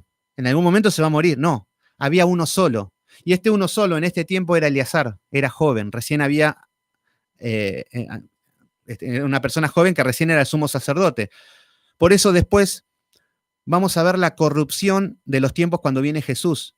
Cuando viene Jesús se encuentra con dos sumos sacerdotes. Cuando viene Jesús se encuentra con Anás y con Caifás. Fíjense, el suegro y el yerno. Ahí, los dos muchachos. Bueno, somos los dos sumos sacerdotes, acá estamos los dos. Cuando vemos que había uno solo. Entonces vamos a ver cuando estudiemos los evangelios cómo pervirtieron todo lo que era la ley. ¿Y por qué la ira de Dios caía sobre ellos? ¿Por qué siempre lo mismo? Entonces, acá tenemos lo que es la ciudad de refugio, que es la cobertura. El sumo sacerdote nos muestra que es Cristo. Y vemos que la ciudad de refugio es el homicida a salvo. Y es donde estamos nosotros. Nosotros somos homicidas salvos. Que se hayan perdonado nuestros pecados, nuestro prontuario nos sigue hablando. Fuimos homicida. Ya todos saben que antes de Cristo, durante Cristo, después de Cristo, somos chusma, murmuradores, calumniadores, mentirosos a veces. Entonces, en esa postura nos tenemos que poner de que somos homicidas. Yo pensé que era santo, yo pensé que cuando cantaba los ángeles venían y descendían, yo pensaba que podía resucitar los muertos porque Dios me había elegido, me había llamado. No, somos homicidas. Pero dentro de la ciudad de refugio, estamos a salvo. Bueno, continuamos un poquito más. Ahora viene acerca de la ley sobre los testigos y sobre el rescate. Acá viene a hablar acerca de los testigos, cómo eran los juicios. Está explicando un poquito cómo eran los juicios. Entonces, en el versículo 29 dice, estas cosas serán por ordenanzas de derecho por vuestras edades en vuestras habitaciones. Versículo 30. Cualquiera que diere muerte a alguno, por dicho testigo, morirá el homicida. Mas, un solo testigo no hará, no hará fe contra una persona para que muera. ¿Qué es lo que está diciendo? Esto es simple. Si hay un solo testigo, no se puede ejecutar el juicio. Por ejemplo, si yo digo, bueno, esa persona es un homicida, yo solo, no te lo podemos tomar. Tienen que ser varios testigos. ¿Qué significa esto? La ley te ponía que tenía que haber más de 2 testigos. Cuando habíamos estudiado en el libro de Juan, habíamos estudiado lo que era la mujer adúltera, cuando Jesús lo quisieron, los fariseos lo quisieron poner a Jesús entre la espada y la pared. ¿Por qué? Porque Jesús hablaba del perdón y del perdón, pero también hablaba de la ley. Entonces, lo llevan a una mujer que la encontraron en el acto sexual y lo dicen adelante de todos, públicamente. Jesús le dicen, mirá, esta mujer fue encontrada en la consumación del acto sexual y llevaron a la mujer, no llevaron al hombre. Ahí vemos el machismo que había en esa época. Bueno, entonces, cuando estaba cuando estaba esta mujer, perdón, le dicen a Jesús, ¿qué es lo que hacemos? La ley dice que hay que apedrearla. Entonces acá lo que estamos viendo es que la ley, sí, había que apedrear había que apedrear hasta la muerte a los adúlteros. Entonces la ley era simple. Ahora, y lo querían poner entre la espada y la pared a Jesús como diciendo, ¿qué hacemos? Vamos a apedrearla. Pero vos estás predicando del perdón. Epa, Jesús podría haber dicho, uy, sí. Ahora, perdonala, Jesús, vos que sos tan bueno, perdonala. Bueno, la perdono. Estás faltando a la ley, Jesús, sos un hereje. ¿Se entiende cómo lo tendrían atrapado a Jesús? ¿Cómo lo tenían entre la espada y la pared? Por eso estaba en una especie de juicio. Una mujer culpable, una mujer que había que matarla y que él estaba hablando del perdón de los pecados y el arrepentimiento. Entonces, cuando no había más opciones, no había más respuestas, Jesús le dice esta palabra que nos vuela la cabeza a todos: el que esté libre de pecado, lance la primer piedra. Entonces, les tocó a la conciencia. Esto no fue una palabrita de intelecto, de decir, bueno, vamos a pensarlo. No, les dio al corazón, a la palabra, donde los humilló a todos, donde los avergonzó a todos. Ese es el poder de la palabra de Jesús. El que esté libre de pecado, tire la primer piedra. Esa palabra fue una bomba que les habrá explotado el corazón a todos. Habrán sentido vergüenza en ese momento y tiraron y dejaron todas las piedras. Entonces, ¿qué es lo que pasó ahí? Ahí vemos que Jesús estaba escribiendo en el suelo. Muchos salen con que no, en el suelo estaba anotando los nombres de lo que juzgaban, en el suelo estaba escribiendo una profecía de Apocalipsis. No, estaba mirando al suelo porque había una mujer semidesnuda. Entonces él no la avergonzó, no la miró. Por eso él seguía escribiendo en el suelo. Entonces, cuando llega esta mujer, no recuerdo cómo era bien el texto, no quiero ir porque se va a hacer largo, pero esta mujer lo que les dice es que Jesús, cuando le dice que él no la condena, ¿qué es lo que significa esto? Lo que significa es por qué fue perdonada de una pena de muerte esta mujer. Porque no había ningún testigo. Por eso le digo, ¿quién te acusa, mujer? Le dice. Ninguno, no veo ninguno. ¿Quiénes son los que te condenan? Ninguno. Yo tampoco te condeno, le dijo Jesús. Entonces ahí vemos algo sobrenatural, algo que no, se me pone la piel de gallina, algo que no nos entra en la cabeza, porque decir, wow, estaba acorralado Jesús, no podía salir de esa. Jesús, si la apedreabas, cumplías la ley, pero estabas hablando del perdón y eso. Y si la perdonás, está faltando a la ley. Bueno, ¿qué es lo que pasó? La ley quedó intacta. ¿Por qué? Porque la ley decía que tenía que haber más de un testigo y no había quedado ni uno que la acusaba. Entonces lo que le dice es, la ley no te juzga. Yo no veo ninguno que te esté juzgando, le dijo mujer. Entonces ahí la ley se cumple donde no hay ningún testigo. Si habían 2 testigos, sí, tenían que matarla. Si algunos de los que estaban ahí decían, mira, Jesús, la encontramos en el medio del acto sexual, todo, sí, la tenían que matar, sí, no quedaba otra porque tenía que cumplir la ley. Pero como Dios le dio esa palabra a Jesús, no quedó ni uno. Entonces les dice, no, si ellos no te condenan, yo tampoco te condeno. Tus pecados te son perdonados. Entonces, levántate y no peques más. Y siguió escribiendo en el suelo. Entonces vemos un hombre, ese es un hombre de verdad. Como a una mujer que estaba avergonzada, que estaba siendo humillada, Jesús no la avergonzó, no la humilló. No le dijo, sos una adúltera. No, porque si no, Porque nosotros también somos asesinos, dijimos, somos homicidas. Pero Jesús nos ve como esta mujer prostituta en vergüenza. No, prostituta adúltera era. Como esta mujer semidesnuda. Así estamos nosotros, en vergüenza. Pero Dios no viene a remarcarte los pecados para avergonzarte. A veces llega a estas situaciones cuando somos necios y cabeza dura. Pero la naturaleza de Dios está en perdonar. Entonces, ya vamos a llegar. El martes en Mateo ya me estoy volviendo loco. Ya el lunes arrancamos con uno de los evangelios y ya quiero escuchar de Cristo. Ya necesito escuchar del Maestro. Y vamos a escuchar de Él, de Jesús, y vamos a todo. Nos vamos a ser expertos en Jesús. Él es todo, con toda la revelación. Entonces, bueno, acá estamos viendo un destello nada más. Entonces, fíjense que acá nos está diciendo en Números 35, versículo 30, dice, cualquiera que diere muerte a alguno, por dichos testigos morirá el homicida. Más, dichos testigos. Si hay muchos testigos, morirá el homicida, como en el caso de esta mujer adúltera. Si habían muchos testigos, tenía que morir. Más, un solo testigo no hará fe contra la persona para que muera. Entonces, la mujer cuando dice no hay ningún testigo, listo, no hay juicio. Ni se abrió la causa. Y ahí estamos viendo, no, es increíble, ese es el amor de Dios, el perdón de Dios a una persona culpable. No, bueno, es increíble. Versículo 31 nos dice, no tomaréis posesión por la vida del homicida, porque está condenado a muerte, indefectiblemente morirá. Acá lo que está diciendo es que no toméis, nos está hablando acerca del dinero. Acá nos está hablando de Ginés Marín Moreno, ¿cómo andás? Bendiciones, gracias por estar ahí. ¿Qué es lo que está diciendo ahora? Ahora está hablando del dinero. No se va a poder pagar fianza. Acá si hay un asesino, no se pagará un precio. No se va a decir, bueno, por ejemplo, acá está Juanito, vamos a poner tanto dinero y listo, quedó libre. Como estamos hoy acostumbrados a ver, que los políticos, gente importante, entran a la cárcel y salen con dinero. Bueno, pero acá vemos que este es el reino de Dios, este es el sistema de Dios, no el del hombre. Versículo 32, ni tampoco tomaréis precio del que huyó de la ciudad de refugio. Entonces, si alguno sale de la ciudad de refugio, no hay precio.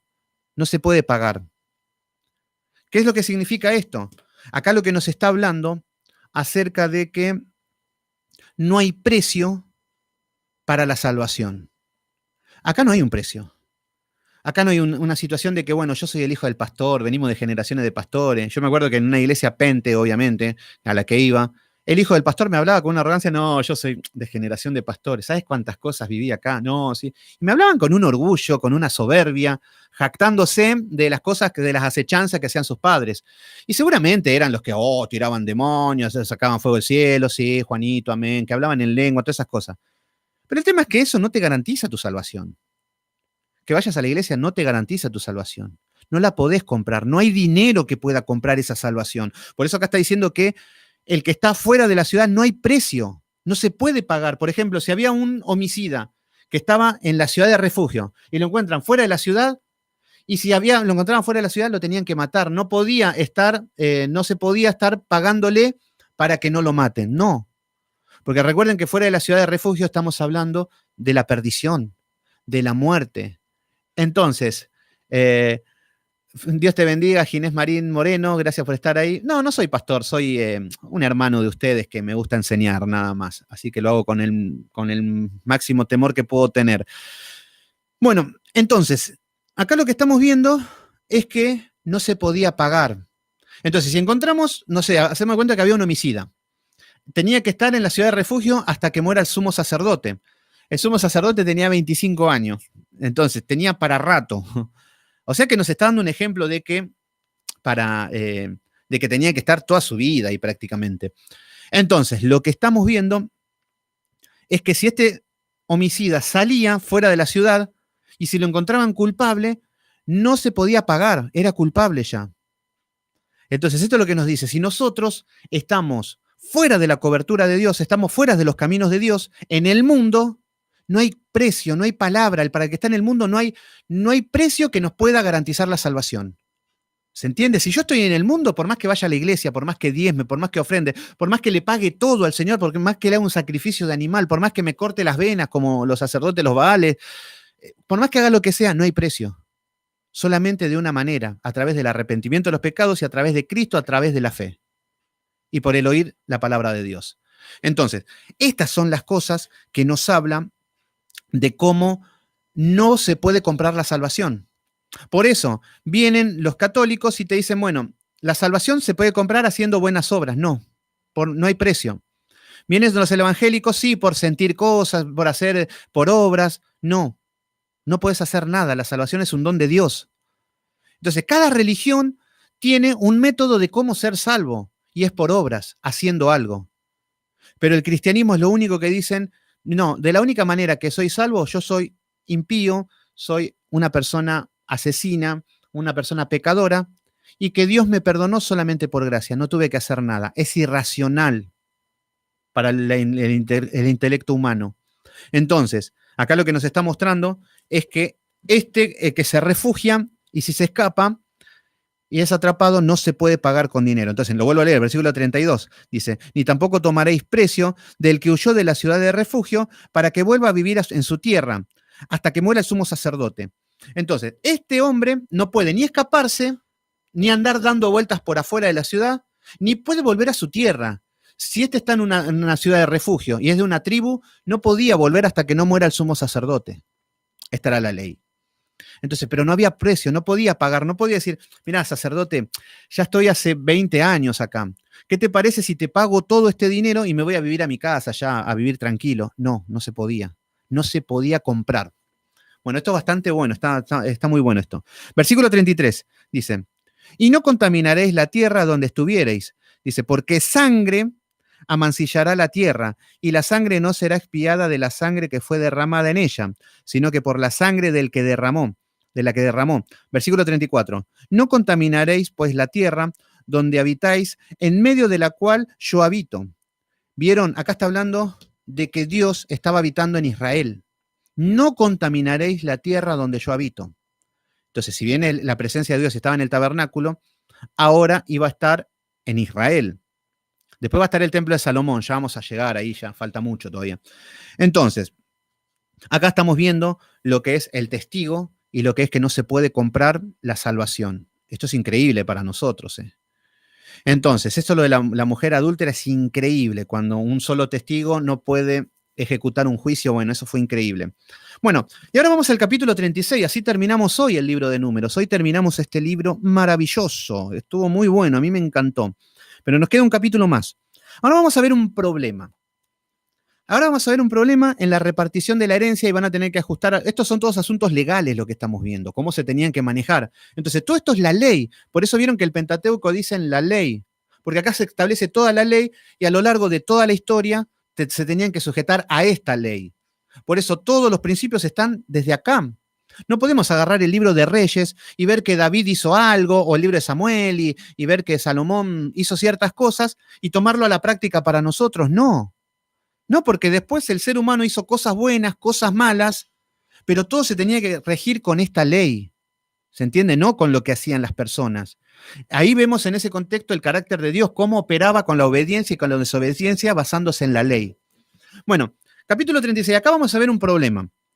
Por ejemplo, vamos a ver, ¿se acuerdan que en Números 27? Vamos a Números 27 un poquito. Números 27. Y se acuerdan que había un problema en Números 27 que decían, vinieron las hijas de Zelofejad, este nombre, pero bueno, va a aparecer mucho ahora. Las hijas de Zelofejad, hijo de Efor, hijo de Galad, hijo de Maquir, hijos de Manasés. Eran de la tribu de Manasés, de los hijos de José. Entonces, de la familia de Manasés, de los hijos de José, los nombres de las cuales eran Mala, Noa, Ogia, Milca y Tirsa. Bueno, estos se acuerdan que eran 5 mujeres que no tenían heredad, estaban por llegar a la tierra prometida. ¿Por qué? Porque dice que el padre de ellos no tenían, el padre de ellos murió. Y no, bueno, vamos a leerlo, para qué les voy a estar contando. Versículo número 2. Y nos dice, y se presentaron delante de Moisés y delante del sacerdote Eleazar, delante de los príncipes de toda la congregación, a la puerta del tabernáculo de reunión, y dijeron, nuestro padre murió en el desierto, y no estuvo en la campaña de los que se juntaron contra el grupo de Coré. Lo que está diciendo es que no estuvo en este grupo. Mi papá murió, pero no eran de los rebeldes que estuvieron en la rebelión de Coré. Dice, sino que en su propio pecado murió. y no tuvo hijos. Entonces el problema era de que eran 5 mujeres, 5 hermanas, que no había ningún hombre, entonces no les correspondía tierra. ¿Por qué? Porque la ley nos decía que la tierra era para las cabezas, para las familias, al hombre. Entonces al hombre se le daba el título, la tierra. Entonces acá se encuentran 5 mujeres y decíamos, no hay hombres acá en nosotros.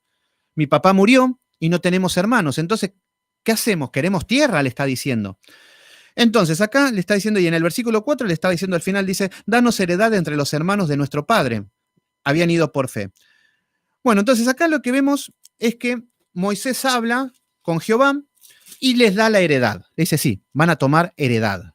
De un pariente, el pariente más cercano les va a dar la heredad para ustedes. Entonces algún tío que era un pariente cercano, o sea que el hermano del padre podía tomar la herencia. Entonces el tema es que estaba buenísimo. ¿Por qué? Porque tenían herencia, ellos recibían herencia y quedaba para la familia de ellos, para la familia de los padres. Entonces, ahora nos viene a decir, en el capítulo 36, con este contexto va a tratar ese tema. Entonces, en el capítulo 36 nos dice, llegaron los príncipes de los padres de la familia de Galat, hijo de Maquir, hijo de Manasés, de las familias de los hijos de José. Lo mismo. ¿Se entiende que las chicas cuando dijeron a Moisés de quiénes eran ellas, de la familia de Galat, de los padres de Maquir, bueno, y ahora nos está mostrando la misma familia, o sea que estos son los hermanos, son de esta familia. Entonces nos dice, y hablaron delante de Moisés y de los príncipes jefes de las casas paternas de los hijos de Israel, y dijeron, Jehová mandó mi señor por sorteo que diese la tierra a los hijos de Israel en posesión.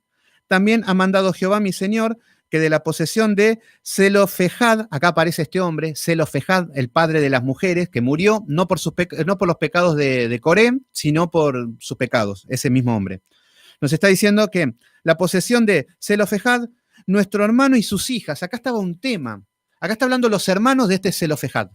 A ellos se les da la tierra, a los hermanos del Zelofejad, que es este hombre. Entonces, las chicas se encuentran en una situación donde los que tienen la posesión son estos hombres. Pero había un problema que se tenía que solucionar. ¿Por qué? Porque el tema es un asunto de la herencia y por las tierras. Entonces, acá ya vemos que los hermanos de Zelofejad ya tienen las herencias y tienen la tierra. Y las chicas habitan en esa tierra. Buenísimo, todo bien, estaba bueno ahí. Pero acá le plantean un problema a Moisés, que no estaba en los otros capítulos, y nos dice en el versículo 3, dice, si ellas se casaren con algunos de los hijos de otras tribus, de los hijos de Israel, la herencia de ellas será quitada de la herencia de nuestros padres. Acá está el problema. ¿Qué es lo que está diciendo? Si las chicas se van a tener que casar, es algo lícito, está todo bien, pero ¿qué pasa si se casa con los hijos de otra tribu? Acá nos está diciendo que estas tierras están en la tribu de Manasés. Entonces, ¿qué pasa si van a la tribu, no sé, de Leví, a la tribu no sé, de Zabulón, de Rubén, de otra tribu? ¿Qué es lo que va a pasar con estas tierras que Jehová nos dio a nosotros, está diciendo estos hombres? Y tenían justa razón. Y las chicas también tenían el justo derecho de casarse con quien quiera también, mientras sean del pueblo de Dios. Entonces, este era el problema. Esta era la situación. Entonces, ahora lo que está diciendo es que el problema es que si las chicas se casan, esta heredad la van a llevar para otra tribu y vamos a ir perdiendo tierra. Vamos a perder tierra. ¿Por qué? Porque se van a casar con los de otra tribu y las otras tribus se van a hacer más grandes, más poderosas y nosotros nos vamos a achicar. Ese sería el principio y el problema. ¿Se entiende? Está bien que en el jubileo toda esa tierra volvía, pero también si no tenían la tierra tenían que juntar el dinero para comprarla. No era que, bueno, te la regalamos porque sí. El tema era mantener la heredad que Jehová le había dado por generaciones. Este era el objetivo. Entonces, acá vemos que, ¿cuál era el miedo del hermano de este nombre que siempre se me complica? Zelofejad. ¿Cuál era el problema, el miedo de Zelofejad? El miedo era de que en el año del jubileo no vuelva la herencia, que se achiquen las tierras, que hasta que desaparezcan. Este era el problema. Entonces, acá lo que está diciendo dice que, lo vuelvo a leer, en el versículo número 5 nos dice, si las hijas se casaren con algunos de los de las tribus de los hijos de Israel, la herencia de ellas será quitada de la tierra de nuestros padres. Este era el problema. Y será añadida la herencia de la tribu, dice que se unan. y le será quitada la porción de nuestra heredad. Este era el problema y era así porque la porción de tierra que tenían se la sacaban y iba para el otro pueblo. Versículo 4 dice, cuando viniere el jubileo de los hijos de Israel, la heredad de ellas será añadida a la heredad de la tribu de sus maridos. Dice, si la heredad de ellas será quitada, será quitada la heredad de la tribu de nuestros padres. Entonces, el tema ese es el miedo, que venga el año de jubileo y que no se nos devuelvan nuestras tierras, de perder las tierras, la heredad. Entonces, ¿qué es lo que está hablando acá? El miedo de perder, ¿ya qué dijimos que era la heredad? Lo que Dios te da, lo que Dios te da por heredad. Ya habíamos dicho los dones, los talentos. Y este es el tema, de tener miedo de perder los dones. ¿Se entiende qué es lo que estamos viendo? De tener miedo. Imagínense de que viene un hermano que empieza a predicar la palabra y todos quedan anonadados. Decimos, wow, ¿cómo sabe este hermano? ¿Y qué pasa si yo me empiezo a poner celoso? ¿Qué pasa si yo digo, ay, ahora yo, cuál es mi lugar? ¿Dónde? A eso es lo que está hablando. Ese miedo a perder la heredad. ¿Se entiende? A perder lo que Dios te dio. El don, el talento, las cosas que Dios te dio, a eso es lo que va, ese miedo. Cuando Dios te lo da, es tuyo. Entonces, ahora le sigue tratando este problema. Entonces, en el versículo 5 dice, entonces Moisés habló a los hijos de Israel por mandato de Jehová diciendo, la tribu de los hijos de José habla rectamente, está perfecto. Acá no eran de que, a ver, las chicas tenían todo su derecho en casarse y los hermanos de Zelofejad tenían todo el derecho a reclamar las tierras de no perderla. Entonces, Moisés están diciendo que están rectos delante de los ojos. Entonces, ahora está diciendo que están actuando rectamente. Versículo 6. Esto es lo que ha mandado Jehová acerca de las hijas de Zelofejad, diciendo, cánsense ellas con quien se le plazca. Fíjense la justicia de Dios. A las mujeres le dice, cásense con quien quiera. Y aparece un pero también. Pero, le está diciendo, pero en las familias de las tribus de su padre se casarán. ¿Cuál era el objetivo? Que se casen con los de las tribus de Manasés. ¿Se entiende? Entonces, acá podríamos decir, oye, pero ¿por qué no se puede casar con los de la tribu de Rubén? Porque también... Y bueno, estamos hablando de el yugo desigual. El yugo desigual nos está hablando cuando... Y hay veces que te podés casar con alguien de la iglesia. Hay veces que te podés casar con un pastor, con una pastora, una profeta o algo así. Y puede ser que no te vaya del todo bien, que no sea la mujer que Dios quiere. Entonces, ahí está el tema. Entonces, lo que está diciendo ahora es que se casen estas chicas con quien quieran, pero que sean de su misma tribu. Entonces, cuando se casan estas mujeres con los de las mismas tribus, la heredad va a quedar ahí. No pierde nada nadie. ¿Se entiende? El problema es cuando se iba a otra tribu la heredad y la perdían, que la perdían si lo hacían. Entonces, ahora nos está diciendo es que se casarán con los de las tribus de las familias de su padre. Entonces, se tenían que casar no con cualquiera tampoco de los de Manasés. No, con los de las tribus de su padre, con los de la familia de su padre, que quede toda la heredad en la familia esa, porque eran por familia las heredades.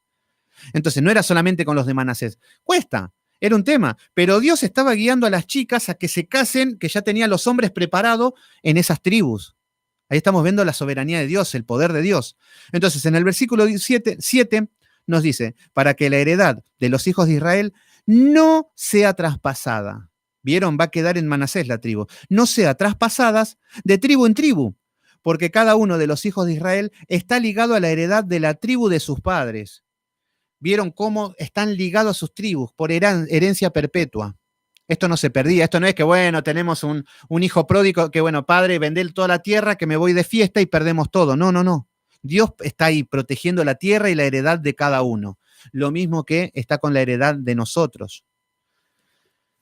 Entonces, versículo número 8 nos dice, y cualquier hija que tenga heredad de las tribus de los hijos de Israel, con algunos de los de la familia de las tribus de sus padres, se casará. Dice, para que los hijos de Israel posean cada uno una heredad de sus padres. Versículo número 9. Bueno, acá estamos hablando de que estas herencias van a quedar en la familia. Estas chicas van a conseguir sus maridos, ¿lo podían hacer o no? Y acá vamos a ver qué tipo de mujeres tenían, porque podríamos decir, no, pero yo conocí a Juanito en la tribu de Rubén, que yo conocí uno que es como Sansón en la tribu de Dan, así que podrían estar con que ya lo conocí, ahora ¿cómo hago? Entonces ahora vamos a ver el carácter de cómo eran las mujeres, esas mujeres que aparecen y que reclamaron por fe la herencia. Entonces ahora nos está diciendo en el versículo 9, dice, que no ande la heredad rodando de una tribu a la otra, sino que cada una de las tribus de los hijos de Israel esté ligada a su heredad. Este era el principio de lo que quería Dios. Versículo número 10. Como Jehová mandó a Moisés, hicieron las hijas de Zelofejad. ¡Ah, qué lindo! Ya acá estamos viendo que estas mujeres eran distintas, obedientes. Lo que dijo Moisés, lo hicieron.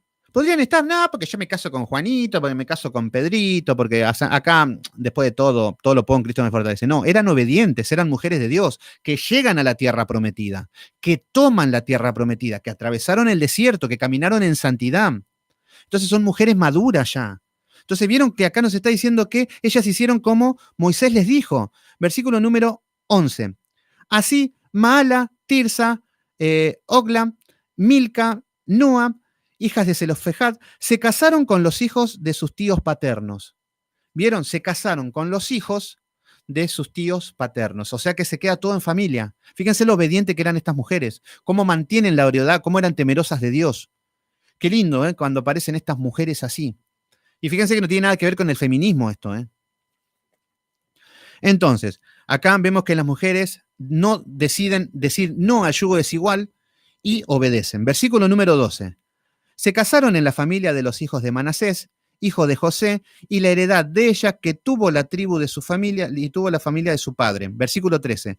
Estos son los mandamientos y los estatutos que mandó Jehová por medio de Moisés a los hijos de Israel en los campos de Moab, junto al Jordán, frente a Jericó. Y terminamos. Terminamos con este libro maravilloso. Este libro maravilloso nos estuvo hablando acerca de los 40 años en el desierto. ¿Qué es lo que estamos viendo? ¿Qué es lo que vimos en este libro? Vamos a hacer un pequeño, rapidísimo resumen de lo que fue este libro de Números. Números nos habla acerca del pueblo de Israel caminando en el desierto. Entonces, ¿qué es lo que estudiamos en este libro? Acá vemos que Dios trata de direccionar a este pueblo. Vamos a ver que en Números nos habla acerca de las pruebas que tenemos los cristianos en el desierto, cuando no tenemos agua, cuando estamos mal. Nos habla con un enfoque de que la iglesia es el ejército para nosotros. Acá tenían que estar unidos en el tabernáculo. Entonces acá nos muestra todos estos principios. Acá nos enseña cómo soportar las pruebas, cómo soportar la traición, cómo soportar la tentación, cómo ver cómo van a salir las diferentes maldades que hay en nuestro corazón. Aparecen los coré, aparecen los que se quejan, los que desean el mundo, los que quieren volver, los que se quieren morir en el desierto, los que mueren en el desierto, los que murmuran, los hombres de Dios como Moisés, como Aarón, los hombres de Dios como Josué, que son valientes, optimistas. Entonces nos muestra todo el panorama del sistema religioso en el que vivimos. No digo sistema religioso, pero sí con los hermanos. Entonces, vamos a ver que desde el capítulo 1 al capítulo 10 nos habla acerca de la organización. Por eso, vieron que en el capítulo número 1 nos habla del primer censo. El primer censo nos viene a hablar acerca de las tribus, de los guerreros, después de cómo a los levitas también hacían un censo dentro de los levitas, cómo tenían que acampar. No podían acampar como querían, no, por tribus. Una bandera, una tribu por jefes, al norte del tabernáculo, al sur del tabernáculo, al este, al oeste. Vemos todo el orden de cómo Dios. Las tareas para los levitas habíamos visto, cómo tenían que llevar el tabernáculo, qué familias estaban designadas al tabernáculo, cómo tenían que llevar en un carro, cómo tenían que llevar el arca, cómo tenían que llevar con las barras, todos los levitas. Vimos todo lo que era acerca del inmundo, de cómo eran las leyes de salubridad, de higiene también. Habíamos visto que los inmundos, los celos, todo lo que tenían que hacer, las ceremonias para los celos, el voto de los nazareos, esto fue hermoso, los votos de los nazareos, como el nazareo eran los que iban entregados a servir a Dios, que era una promesa, que se tenían que dejar el pelo largo. Y ese pelo largo representaba una santidad externa, que también una santidad interna. Bueno, todo eso es lo que estuvimos viendo, los sacerdotes, cómo tenían que eh, cómo era la unción de los sacerdotes, la ofrenda para la dedicación del altar, esto estuvimos viendo. ¿Qué más estuvimos viendo? Del 1 al 10, todo esto es organización, por eso para que vean cómo se estudió este libro. Entonces, Aarón enciende las lámparas, la consagración de los levitas, los sacrificios, la celebración de las Pascuas y las trompetas de plata en el capítulo número 10. Entonces acá las trompetas de plata que eran para llamar al pueblo, para que convocar a la guerra y todo eso. Bueno, del 1 al 10 es organización del pueblo de Israel. Es cómo se organizó para levantarse. Recuerden que ahí estaban a 2 años casi de salir de Egipto. Estuvieron ahí acampando casi 2 años de salir de Egipto. Entonces ahora tenían que levantar y empezar a cruzar el desierto. ¿Y qué es lo que empezamos a ver a partir del capítulo número 10? Aparecen las codornices. ¿Qué es lo que aparece? Del capítulo número 10, del capítulo número 11, perdón, del capítulo número 11 al 25, vamos a ver la desobediencia del hombre. Ahí vamos a ver cómo el hombre, la rebeldía del hombre. Entonces, del 11 al 25, entonces en el 11, Jehová envía codornices. ¿Por qué? Porque el pueblo se quejaba, porque murmuraba, querían pescado. Después vemos en el capítulo número 12, María se levanta contra Moisés, Aarón se levanta contra Moisés, se llena de lepra, se tiene que apartar del campamento, piden perdón y se vuelven. Capítulo número 13, la misión de los 2 espías. Vamos a ver la tierra prometida, ahí está para tomarla. No, pero hay gigante, hay esto, queja, murmullo, la gente lloraba. Entonces ahí vemos cómo nos habla acerca de esta rebeldía, de la desobediencia. Versículo número 14, los israelitas se rebelan contra Jehová. Acá vemos que se vuelven a alejar contra Jehová. Entonces, después Jehová castiga al pueblo, les da codornices, pero después castiga, ejecuta un juicio por la codicia.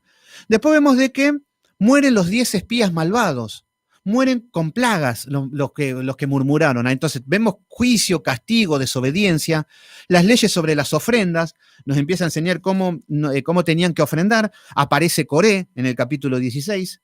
Aparece Coré con con la rebelión, con gente que querían el ministerio, que querían el cargo, querían ser pastores, querían ser todo eso. Capítulo 17 nos habla acerca de la vara de Aarón. En la vara de Aarón que Dios elige y vuelve a reafirmar que los levitas eran los que estaban en el sacerdocio.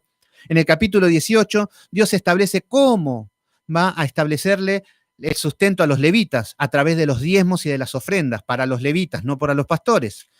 Capítulo número 19 está la purificación de los inmundos. Vemos cómo tenían que lavar, cómo tenían que hablar si tocaban muertos. Capítulo 20, el agua que sale de la roca. Ya en el capítulo 20 vemos que hablaron todos contra Moisés. Moisés se enoja, golpea la roca. Acá vemos rebelión de Moisés también. Acá les doy agua y todo eso. Después vemos que muere Aarón en el capítulo 20. En el capítulo 21 comienza la guerra cuando Israel empieza a atacar el rey de Arad, la primera guerra, una de las primeras guerras.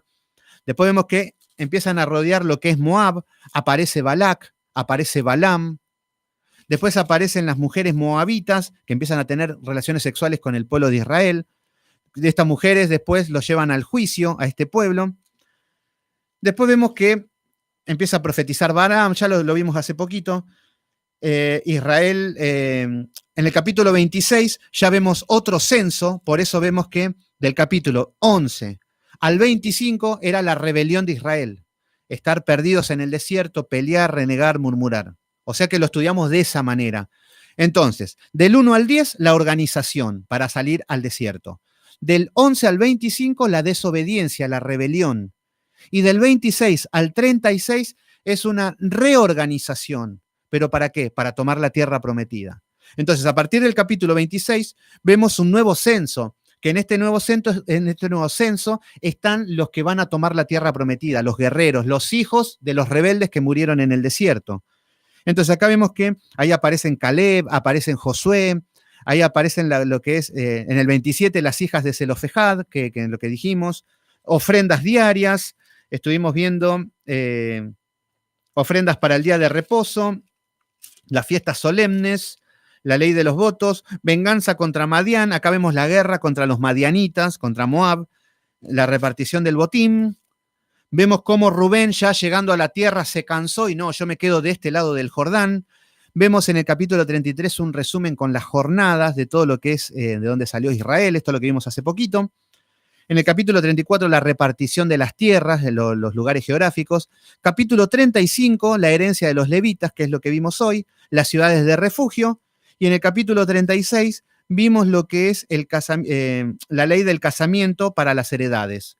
Esta era la ley de cómo se tenían que casar para que la heredad quede en las familias. Me cansé un poquito. Esperen que tomen un poquito de agua. Hay más todavía.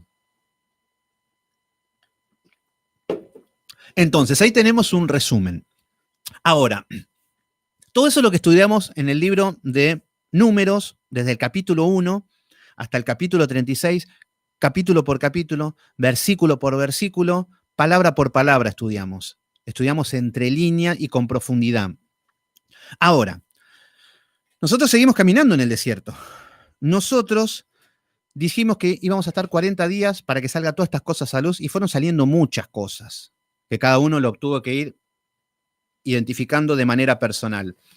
Ya llegando a Navidad vamos a llegar al día 40. Yo no sé si me están siguiendo, pero en el día 40 vamos a ver qué es lo que representa el número 40. El número 40 es un número, quiero hablarle de este número. Si bien en la Biblia nos habla con muchos números, no es numerología, no es eso. No es que los números tienen cierto poder no, los números tienen significados, así como todo tiene un significado espiritual. Pero bueno, el número 40, yo lo que les quería decir es para que se queden tranquilos que en los días 40 estamos a prueba y que es bíblico. Le voy a decir de dónde saco estas cosas o estas locuras. Por ejemplo, el número 40, en Génesis capítulo 7, versículo 12, nos habla del periodo de la prueba en el juicio del diluvio. Fueron 40 días que la tierra estuvo bajo el agua. Y fueron 40 días para Noé, que estuvo en el arca. Entonces ahí estamos viendo un juicio, 40 días, el número 40. Vemos que Moisés pasa 40 años en el desierto de Madián, pero acá estamos hablando de los 40 años que estuvo solo, cuando mata al egipcio y se va a vivir al desierto. Está 40 años. O sea que este terrible hombre de Dios tuvo 40 años de proceso, tuvo su prueba. No es que, bueno, le cayó un rayo, vino un pastor, le tocó la cabeza y recibió todo ese poder. No. Lo que pasó fue que fue procesado por 40 años a tal punto de ser el hombre más manso de la tierra. Entonces, Moisés, vamos a ver de que estuvo 40 años en el desierto de Madián. También estuvo 40 años en el desierto con el pueblo de Israel. Entonces, ahí vemos la importancia del número 40. Entonces, también tenemos lo que es que Moisés, en Éxodo 24, 18, estuvo 40 días en el monte Sinaí para darle las pruebas de la ley. Entonces ahí fue probado Moisés, ahí fue probado Josué, que se quedó solo a la orilla del monte esperando a Moisés. 40 días su prueba Moisés, 40 días Moisés en la presencia de Dios. Y también tuvo sus 40 días el pueblo de Israel, pero se dedicaron a hacer un becerro de oro en ese momento. Ya que estamos acá, vamos a hacer un becerro de oro. Entonces ahí estamos viendo cómo el número 40 a lo largo de las pruebas, cómo significa prueba. Entonces, acá vemos que intercede por Israel en Deuteronomio 9:18, vemos que también 40 días. Cuando vemos en Deuteronomio 25:3, vamos a ver que aparece el 40 azotes. 40 azotes. El número 40 ya dijimos que era una prueba, el número 40. Pero en este tiempo, cuando había un castigo, se daban 40 azotes para los rebeldes, cuando habían castigos. Y estos azotes, pregúntenle a Jesús lo que eran estos azotes. Pero, gracias a Dios que los fariseos, hijos de Dios, eran tan misericordiosos, tenían tanto, porque tenían la ley que eran 40 azotes. Ellos eran tan buenos que hicieron el 40 menos 1. O sea que le dan 39 azotes. Ay, qué lindo estos fariseos. Con hermanos así, la verdad que, qué lindo. No hace falta ir al cielo. Pero bueno, entonces acá estamos viendo que en Deuteronomio 25:3 nos habla de los 40 azotes, que es prueba, es un castigo, es una disciplina. Entonces acá estamos viendo el número 40 a lo largo de todo y lo tenemos que identificar, que en estos 40 días nos van a pasar todas estas cosas. Entonces, vemos que en Números 13:5 estuvieron los espías 40 días. En Números 13 vemos que estaban frente a la tierra prometida, van los espías y vienen 10 con malas noticias. Entonces, Josué y Caleb vinieron con buenas noticias. O sea que los 40 días los que aprobaron fueron Josué y Caleb. El resto desaprobaron y murieron todos de plaga. ¿Por qué? Porque estuvieron 40 días de prueba en la tierra prometida y no pudieron soportar. Bueno, antes de Samsón, Israel sirvió a los filisteos por 40 años. Entonces, acá vemos que estuvieron 40 años el pueblo de Israel sirviendo a los filisteos. Vieron como ya en la historia más adelante ya vuelven a estar esclavos. Entonces, el pueblo de Israel, estamos viendo que estuvo 40 años esclavos hasta que aparece Samsón. Entonces vamos a ver el número 40 por todas partes. Pero bueno, les estoy mostrando algunas cosas para que vean que lo que estamos haciendo no es ni brujería, no es ni numerología, no son símbolos que nos muestran lo que representan los números. Entonces, vemos que esto está en Jueces capítulo 13, versículo 1, que estuvieron 40 años en esclavitud. Si nos vamos a Samuel capítulo 17, versículo 16, vemos que Goliat estuvo provocando al pueblo de Saúl durante 40 días. Se levantaba todos los días y le decía, ¿dónde está el Dios de Israel? Y los humillaba, los humillaba, los humillaba. 40 días. Entonces vimos que el pueblo de Israel estuvo sometido a prueba y no aprobó, porque eran todos cobardes. Hasta que aparece David, que David no es que soy yo, David, no es que seas vos, es un tipo de Cristo. Nosotros somos el pueblo de Israel con miedo. Entonces viene David y mata y quita la afrenta. Entonces ahí vemos cómo el pueblo de Israel no pudo soportar esa prueba. ¿Por qué? Porque tuvo miedo a Goliat. Cuando Elías huye de Jezabel, luego de haber matado a los sacerdotes de Baal, que los había degollado a todos, cuando se entera Jezabel decía, bueno, mañana va a estar muerto a esta hora, dice Jezabel. Y Elías comienza a correr como loco. Y se encuentra en el desierto. Y en Reyes capítulo 19, versículo 8 nos dice que estuvo 40 días en el desierto. Ya tenía hambre, quería morir, decía, quiero morir. Entonces ahí vemos cómo Elías estaba en el desierto. Todas estas cosas es para estudiarlo uno por uno. Es increíble todo esto, para ver cómo se estudian los 40 días del desierto. Entonces, Elías estuvo 40 días en el desierto de ida y 40 de vuelta. Y ahí es donde Jehová lo sostuvo hasta con los cuervos, enviando el alimento. El ángel le llevaba una torta, le llevaba agua. Es ahí donde nos sostiene. De la misma manera, así como sostenía el pueblo de Israel con pan, con maná del cielo, con agua, el Señor nos sostiene en este desierto. Entonces, ahí vemos que en Reyes 19:8 vemos cómo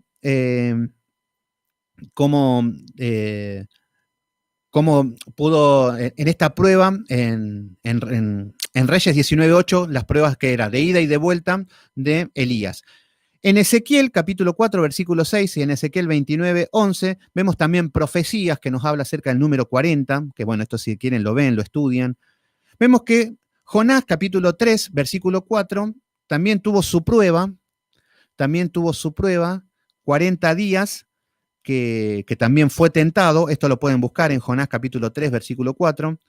En Mateo capítulo 4, versículo 2, ya que se les vaya poniendo la piel de gallina, Mateo 4, ya son 4 capítulos, o sea que el lunes, capaz que lo vemos en la semana que viene, Jesús fue tentado en el desierto, 40 días. Mateo 4, capítulo 2. Vemos que 40 días de la resurrección hasta la ascensión estuvo. En Hechos de los Apóstoles, capítulo 1, versículo 3, Jesús estuvo 40 días desde que resucitó hasta que ascendió al cielo. Entonces vemos que todo lo que es el número 40 nos habla de pruebas, nos habla de que en diferente contexto nos muestra cómo el Señor nos va a poner a prueba y si estamos aptos para aprobar o no. Por eso la idea es aprobar. Pero bueno, me cansé. Hemos terminado, mis queridos hermanos. Mañana es mi día de descanso, así que el día domingo, 16:30 horas de Argentina, vamos a hacer el estudio del Día del Señor. Y bueno, y el lunes prepárense con todo. Oren, esperen que vamos a ver al Maestro, vamos a ver a Jesús con alguno de los evangelios. Así que bueno, vamos a terminar en oración. Padre Santo, Padre amado, en el nombre de Jesús, te damos gracias, Señor, porque hemos terminado un libro más, Señor. Hemos terminado un libro que fue de bendición para nosotros.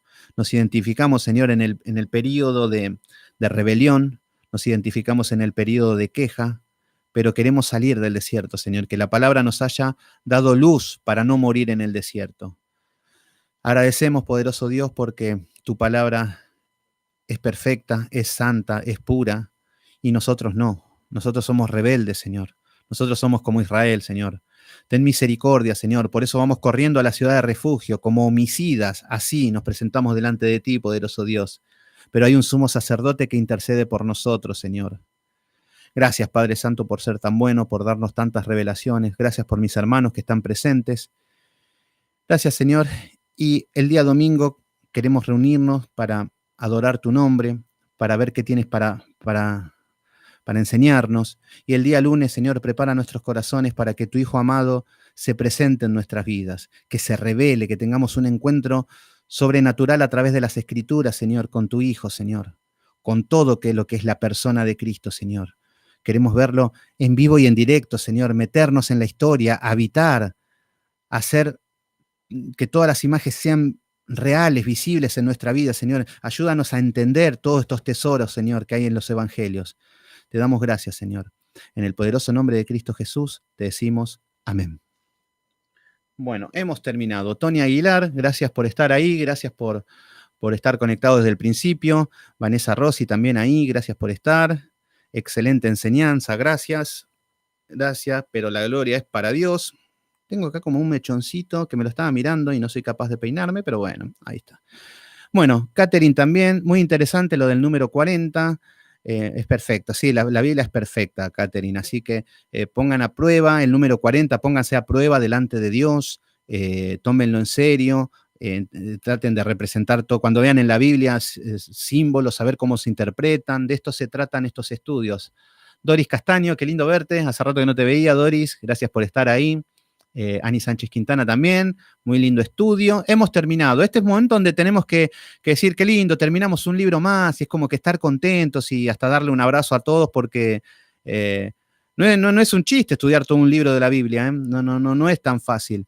Así que bueno, gracias a Cintia, a Emilia también y ya tenemos un libro más en la videoteca. Ya cualquier cosa pueden entrar a mi canal, que ahí van a encontrar todos los estudios bíblicos de manera sistemática, ordenada, donde pueden estudiar con orden, cualquier libro del Antiguo Testamento, del Nuevo, así que vamos completando lo que es la videoteca. Si no lo censuran con estas cosas del aborto y todas estas cosas, si nos ponemos en contra, pero bueno, está todo en las manos de Dios y descansemos con eso. Así que ahí está Doris Castaño, a veces con poca señal, y bueno, pasa. Yo recién ahora tengo un poquito de estabilidad en internet porque tuve que ponerle más. Al principio renegaba, se cortaba, quedaba así colgado, era todo un tema. Pero bueno, gracias por estar ahí. Entonces, mañana es mi día de descanso, así que supongo que el día de ustedes también, que de descanso. Y gracias por estar ahí, todo lo que estuvieron, todos los estudios. Gracias a todos mis hermanos de Chile, a Miguel, a Cristian, a todos los que estuvieron o que no estuvieron por trabajo, pero siempre están. Caterina, Lisi Torres, bueno, todos, Ani Sánchez Quintana, Doris, están siempre en el grupo. Son de mi grupo ustedes, así que ya no se me va nadie de acá. Afuera está la maldición, dirían algunos pastores.